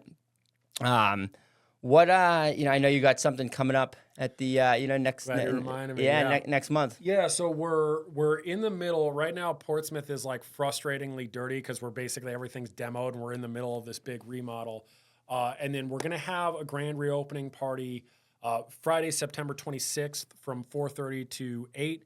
And we thought it would be fun besides just sort of like, I don't know, whatever, having a party. We wanted to do a charity auction. So we've got a bunch of different items that are donated from various businesses in town that are all going to benefit Gather Food Pantry. So we wanted to like have the night actually be for a reason. So I am going all out, like hired a bartender, hired like we've got like food, this like really nice giant charcuterie board is being brought in and we'll have some entertainment and some people are going to have tables and like free giveaways at their tables. So it's going to be like a really fun, cool event, but also like for a cause, which will be kind of cool. So not just a fun time, but also we can do some good. And then like, for people that are participating in the auction, like your generosity also comes with some killer savings on some cool stuff that, people donated, so let me see if I can remember all the sponsors and not leave somebody out like a jerk. But Arete Chiropractic, CJ Physical Therapy, Drip Bar, BeeWell Podcast, and More Than Cheese. This is a new friend of mine that I haven't met in person yet, but she's doing the charcuterie board, but she's also donating this really fancy charcuterie board, up for auction. So that'll be probably perfect for like, you got a holiday, gathering or something like that, and you don't want to put all that stuff together and you want it to look really, really nice. That's probably like a slam dunk for that. Rye Auto Detailing is donating some, I think a ceramic coating treatment, a car wash, and something else. Everyone was incredibly generous in what they were throwing down for donation items to raffle off. So you can get a chance to like have some fun, get your hands on some cool stuff, and some cool savings, and it'll all be for a good cause. So if you check out our social media, everyone's invited. You, yes, you. Like literally, like this isn't just for clients or former clients. I did the remodel for my clients, but like, honestly, because we're close to capacity in Portsmouth. So I did the remodel because we've so relentlessly upgraded everything else that we do that at some point I was like, aesthetically, we're in the same space we've been in for 9 years. It's time for a little facelift so that the space looks as good as like the service we're providing. Mm-hmm. So we're at capacity. So whatever buzz we get from the remodel is not really going to fuel any growth because we're about as big as we want to get. So really the remodel is for the clients, but like the party's for everybody. Like if you're a member of this community, this is an opportunity to like hang out and give back, and I'll give you some free booze and free cheese and meats as a thank you just to the broader community for the opportunity I've had for the last 10 years of serving people in health and fitness. So that's the party. Hopefully everybody can make it. I'll be there. I'll get you the invite link as well, so you can throw it in like show comments or whatever. Yes, please, because there too. I will be there, and it's going to be awesome. Like we absolutely love Gather. Gather is such a great organization here in our community, and I love when people do stuff like this to support them. And so like, come on, guys, we're gonna have a good time. It's a Friday night, like little charcuterie, a little bit of giddy up, So come on and join us. I think it's gonna be great. Yeah. Awesome. But get to see the new space too, which will be cool. Oh my God, I can't wait for this remodel to be done. And you want to know that's going to be the next. That's going to be the next. The next time that you and I sit down together, is I was talking to Ryan about it. I'd love to do like a round table at the new space. Bring in some of the cameras and bring in the microphones and do it there. Yeah, talk that's about fitness with everybody. Dude, that's one of the big reasons I wanted to do it. It's like this remodel is a little bit odd at first glance, I think, to people because like it's odd. Like why would you sink a bunch of money into a business that is reaching capacity because you're not going to pay for that via growth? So that's one thing that's like a little bit odd. Mm-hmm. The other thing that's odd is like, so like it's like a timing thing. But I also, it's odd for like, I don't know, a former Marine personal trainer guy to suddenly be so concerned with aesthetics. That's a little bit odd. And then, but like the reasons for it are like I said, we've stepped up so many things and our clients have been so good to us. It's really like a giant thank you to the clients of like, I really want you to work out in the most beautiful gym that you deserve. Like I want you to be in a, and you know, most of the clients are well off. They live in Portsmouth. They go to nice restaurants. They go to nice places. And honestly, like a restaurant looking and being nice is part of the experience or whatever. So I'm like, no, I'm no longer okay with our bathrooms being clean, but otherwise like probably the crummier bathrooms that you go to. Like I think that I think aesthetics are important to me now. So one of it is like that big thank you to the clients and making sure every aspect of their experience is awesome, to include like the space and all that. But another piece of it is like that lobby has not been functional for us. It's kind of like weird footprint with that extra room or whatever. And for us to have like the linger space and the networking space to be able to do stuff in the space, I think is going to be so much freaking fun. I think it's going to be a lot of fun to like put together some kind of informal networking group. I don't have the juice or the inclination to like have it be that formal, but it will probably be like some kind of informal monthly coffee type of thing. And really like a moment that the true catalyst moment that I was like, I have got to create some linger space in this lobby is there are two clients, Heidi and Barbara, that love chatting with each other after the session, and they're awesome. They're awesome people, and I love that they've become friends in the gym, and I love that they linger and chit chat. Because we didn't have any linger space, one day I came in to the gym and they were just kind of like sitting on the floor in the lobby, and I was like, oh my God, this is so unacceptable to me. And they were like, no, it's fine. Like big smiles on their face. They loved it. No, it's not fine. Yeah, it's I got to change things. Like, what you pay me a month, you need a chair. It's for them. I love it. Heidi and Barb, baby, giddy up. BS and have their own little networking thing going on. I think it'll be a good thing. So I'll be so excited when it's done. That the actual remodel process is just such a slog because it's very chaotic, which I can't stand. And then like I'm obviously a real stickler for the gym being like no joke, spotless, no exaggeration. This is how I train it. You got to be able to touch a sandwich down on any surface in the gym and be willing to pick that sandwich up and eat it. Love it. I haven't made anybody do that, but like, during construction, Emily and Sarah and Ryan are doing a really great job, like staying on top of, so like the actual training space is clean, but overall everything's like dirtier than I want. So we'll get there. We'll get on the other side of it, and it'll just be a the beautiful space that everybody deserves. And then it'll be a cool space for us to do some fun stuff. We're going to do some fun stuff. We're going to party on the 26th. I hope that you guys will all come and join us. I'm going to keep growing out my mustache. Love it. I hope that Alec's going to keep doing the same probably thing. Keeping it ever since I got Abby's blessing, so probably keeping it. Giddy up. Next time, Alec, I definitely want to talk about, masculinity and parenting and where that's going. That's a conversation that's on the docket, and I would like to discuss that with you the next time that we get together. Dig it. So that's what you guys get to look forward to, a little bit of masculinity, a little bit of mustaches. Check out On Target Fitness. Come party with us on the 26th, and until next time, a giddy up.